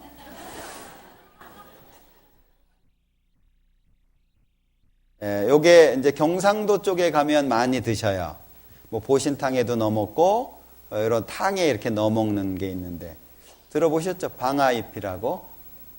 못 들어보셨나요? 예. 요거는, 예? 오, 아시는 분이 계시네. 이거 생강입니다, 생강. 예? 요거는, 예, 잘하시네. 수세미. 오늘 점심 많이 드세요. 자, 요거는 알로에 꽃입니다. 예, 요거는 우리 왜 와사비라고 먹잖아요. 고추냉이. 예. 요거는 얼음이 아니라 얼음. 예. 예. 요거는, 예, 한 글자 빼고 박. 예. 정말 신기합니다. 요거는 향기가 정말 좋습니다. 예, 치자. 예. 요거는 커피꽃입니다. 예. 요 속에 우리가 먹는 커피 알맹이가 있는 겁니다. 예. 요거는 키위. 요거는 파인애플. 하나님이요, 정말 섬세하신 분이에요. 열매도 줄기 끝에다 달아놓고 아니면 꼭대기에다 달아놓고 뭐 땅속에 묻혀놓고 정말 섬세하신 분이에요. 하나님이 이렇게 섬세하시다면 나를 향한 관심이 많다는 얘기죠. 그래서 구원받은 사람이 잘 사셔야 돼요. 자, 개괄적인 것만 말씀을 드릴게요. 자, 구원을 받은 사람이 꼭 아셔야 되는 것이 있는데 구원이라고 하는 것이 세 가지를 설명한다라고 하는 거예요. 3번 구원을 받는다가 아니라 씨앗을 뿌리면 열매 맺기까지의 과정처럼 처음에 영혼의 구원이 있고 두 번째 생활, 성품의 구원이 있고 그 다음에 우리의 몸의 구원이 있습니다. 영혼의 구원은 베드로전서 1장에 말씀하신 것처럼 믿음의 결국 곧 영혼의 구원을 받음이라. 믿음으로 됩니다. 영혼의 구원을 받은 것은 마치 씨앗을 뿌린 거와 같다라고 할 수 있어요. 그러면 자라겠죠. 결실할 거 아니겠어요? 이 몸의 구원은 우리가 썩지 않는 몸으로, 죽지 않는 몸으로 변화돼서 천국 가는 걸 말합니다. 그러니까 영혼의 구원을 받은 사람은 몸의 구원은 자동이에요. 데살로니가전서 4장에 또는 빌립보서 3장에 또는 고린도전서 15장에 이 몸의 구원에 대해서 구체적으로 기록해놨습니다. 천국은 이 몸으로 못 갑니다. 완전히 변화돼서 가는 거예요. 자, 그러면 영혼의 구원을 받은 사람에게 가장 중요한 게 뭐냐? 남은 생에 어떻게 살 거냐 하는 거예요. 남은 생애를 어떻게 살 거냐? 적어도 우리가 받은 은혜가 있다면 은혜에 보답하는 삶을 살아야 되지 않겠습니까? 은혜에 보답하는 삶은 하나님의 말씀대로 사는 거예요. 다시 말하면 하나님의 뜻대로 사는 것인데 하나님의 뜻대로 사는 것을 선한 생활이라고 말할 수 있어요. 하나님은 우리가 선하게 살기를 원하십니다. 자, 4가지를 반복할 필요가 있어요. 왜 그러냐면 반복이라고 하는 것은 습관을 만들고, 습관이라고 하는 건 인격을 만들고, 인격이 바뀌어야 삶이 바뀝니다. 한 번에 안 돼요. 아, 예수님이 내 죄 영원히 용서했네. 그거 믿었다고 해서 하루아침에 생활이 바뀌어지지 않아요. 반복이 필요해요. 그럼 무엇을 반복할 거냐? 첫 번째, 하나님의 말씀을 가까이 해야 돼요. 성경 많이 사세요. 한 서너 권, 가능하시면 대여섯 권. 그래서 온 사방에 두세요. 그냥 손만 닿으면 성경이 이렇게 달 수 있도록. 왜냐하면 성경은 사람을 바꾸는 능력이 있어요. 주의 말씀은 내 발의 등이요 내 길의 빛이니이다. 내 앞길을 비춰준다는 얘기죠. 그리고 청년이 무엇으로 그 행실을 깨끗게 하리까? 주의 말씀을 따라 삼갈 것이니이다. 하나님의 말씀은 기준이에요. 어떻게 살까? 말씀대로. 내가 주께 범죄치 아니하려 하여 주의 말씀을 내 마음에 두었나이다. 주의 말씀을 열무로 우둔한 자에게 비추어 깨닫게 하나이다. 지혜롭게 만들기도 합니다. 이 말씀은 나의 곤란 중에 위로라. 주의 말씀이 나를 살리셨음이니이다. 그러니까 말씀을 가까이 하면 삶이 바뀌어요. 마음이 바뀌고. 그래서 말씀을 가까이 하셔야 됩니다. 두 번째는 기도하는 삶이 시작이 돼야 됩니다. 기도는 쉽지 않습니다. 왜? 기도의 영향력이 크기 때문에. 힘들지만, 어렵지만 기도는 정말 능력이 큽니다. 예, 하나하나 구체적으로 배우시게 될 거예요. 밥 먹을 때 3번 하는 건 기본입니다. 그리고 아침과 저녁에 무릎을 꿇고 두 눈을 감고 기도하는 습관을 가져보세요. 혹여 내가 뭘 얘기해야 될지 모르겠다라고 생각하시는 분들은 기도문을 한번 적어보세요. 그리고 기도는 감사의 바탕의 기도가 돼야 됩니다. 감사. 그러니까 하나님이 나한테 주신 것들을 생각해 보세요. 감사하다 보면은요, 점점 내가 뭘 기도해야 될지, 어떤 걸 기도해야 될지 알게 됩니다. 그 다음에 3번째가 교제고, 그 다음에 4번째가 전도인데, 전도는 열매라고 할 수 있어요. 교제를 다른 말로 하면 사귐이라고 할 수 있습니다. 그래서 말씀과 기도는 혼자 있을 때 잘해야 돼요. 혼자 있을 때. 여럿이 모여가지고 기도하고 여럿이 모여서 성경 읽기 쉽지 않거든요. 혼자 있을 때 잘해야 돼요. 그리고 교제는 혼자 할 수가 없어요. 이거는 대중적이에요. 그래서 2사람 이상이 모여 있어야 돼요. 그러면 누구랑 교제하고 누구랑 사귈 거냐 그 얘기예요. 내가 정말 하나님의 뜻대로 살고 싶다면 하나님을 바르게 믿고 열심히 살아가는 사람과 함께 하시면 돼요. 그래서 이 사귐을 통해서, 교제를 통해서는 고린도전서 1장에 보면 견고하게 만들기 위해서라 그랬고, 요한일서 1장의 사귐을 통해서는 기쁨이 충만한 것을 위해서라고 말씀하고 있습니다. 같은 말이지만 교제하고 사귀는 목적이 뭐냐? 견고해지고 기쁨의 충만을 위해서 한다라고 하는 거예요. 이제 우리 남은 생애를 어떻게 살까요? 나를 위해서 죽어주신 예수님을 위해서 산다라고 하는 것이 이상할까요? 아닐 거예요. 우리 남은 생애. 그래서 이 사랑하는 사이가 보면 사랑을 주고 그걸 기뻐하면 사랑을 준 사람은 더 기쁘죠. 이게 참 희한해요. 우리가 하나님과의 관계도 마찬가지입니다. 내가 하나님 뜻대로 살잖아요. 그러면 마음속에 말할 수 없는 기쁨과 즐거움이 생겨요. 예. 그래서 한 가지 이제 구체적으로 배워가셔야 될 겁니다. 그러니까 이거 포괄적으로 말씀을 드렸습니다만은 구원받은 사람은 영혼의 구원을 받고 끝나는 게 아닙니다. 구원받고 끝나는 게 아니에요. 구원받으면 시작되는 거예요. 그래서 몸의 구원은 자동으로 이루어지지만 앞으로 어떻게 살까? 반복해야 되는데 말씀을 가까이 하고 기도하는 생활, 그리고 구원받은 사람들끼리 함께하는 생활, 그걸 교제라고 합니다. 제가 아주 싫어하는 말 중에 한 가지가 뭐냐면 가까운 교회 나가세요예요. 그렇게 무책임한 말이 어디 있어요? 여러분들 자녀들을 아무 학교나 보내지 그래요? 많이 이렇게 아프신 분들 보면은요, 좀 심한데 그럼 어디로 가요? 다 서울로 가네. 왜 서울로 가요? 의사가 서울에만 있어요? 여기 천안에도 병원 많죠? 의사들도 많이 계시고. 예? 이 천안 병원에서는 수술할 때 보컬로 써요? 여기도 기계가 있고 의사가 있고, 근데 큰 병원, 좋은 병원으로 막 가잖아요. 이유가 뭐예요? 좀 더 확실하게, 좀 더 경험 있는, 좀 더 잘 알려진 그런 데를 찾아서 가는 거잖아요. 교회도 마찬가지입니다. 우리 육체를 고치는 곳이 병원이라고 한다면 우리의 영혼을 고치고 살찌게 하는 게 교회예요. 근데 가까운 교회 나가요? 그럼 무책임한 말이 어디 있어요? 반드시 구원받은 교회, 구원받은 사람들이 모여서 함께하는 교회, 100%는 아니지만 거의 대부분의 사람들이 구원받고 함께하는 교회, 거기에 내가 있어야 돼요. 거기가 어디예요? 예, 천안교회잖아요. 진짜예요. 그래서 이 교제 아주 중요합니다. 기억하시고요. 내가 앞으로 어떻게 살아야 될지 마음속에 생각해 보시면 좋을 것 같습니다. 시간이 용납지를 않아요. 큰일 났네.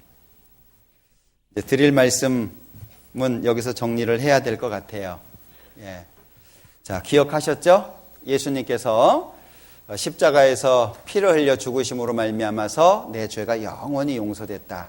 그걸 믿음으로 하나님의 자녀가 되고 살아가면서 짓는 모든 죄에 대해서는 이제 자백하면서 하나님 앞에 용서를 받는다. 하나님의 자녀는 징계는 있지만 심판은 없다. 이런 것들을 좀 기억하시면 좋을 것 같습니다. 같이 기도하겠습니다. 우리를 사랑하시는 자비로우신 주님, 참으로 감사합니다. 우리에게 귀한 시간 주시고 함께 할 수 있도록 도와주셔서 또 성경을 배우고 성경을 통해서 우리 죄를 영원히 용서하신 하나님의 사랑을 발견할 수 있었습니다. 예수님께서 우리의 죄를 영원히 용서해 주셔서 천국 갈 수 있도록 도와주신 주님, 참으로 감사합니다. 이번에 말씀을 들은 모든 분들 마음속에 십자가의 사랑, 그리고 하나님의 그 크신 사랑이 마음속에 가득 채워질 수 있도록 도와주시고 앞으로 살아가는 모든 시간 속에 하나님이 동행하셔서 하나님 앞에 가장 귀한 삶을 살다가 하나님을 만날 수 있도록 축복해 주시기를 원합니다. 우리 천안교회 모든 형제자매님들 한 사람 한 사람 일일이 기억해 주시고 그 모든 여건과 형편 가운데 가장 좋은 길로 인도해 주시기를 원합니다. 남은 시간들 또한 함께 해 주시기를 원하면서 예수님의 이름으로 기도합니다. 아멘.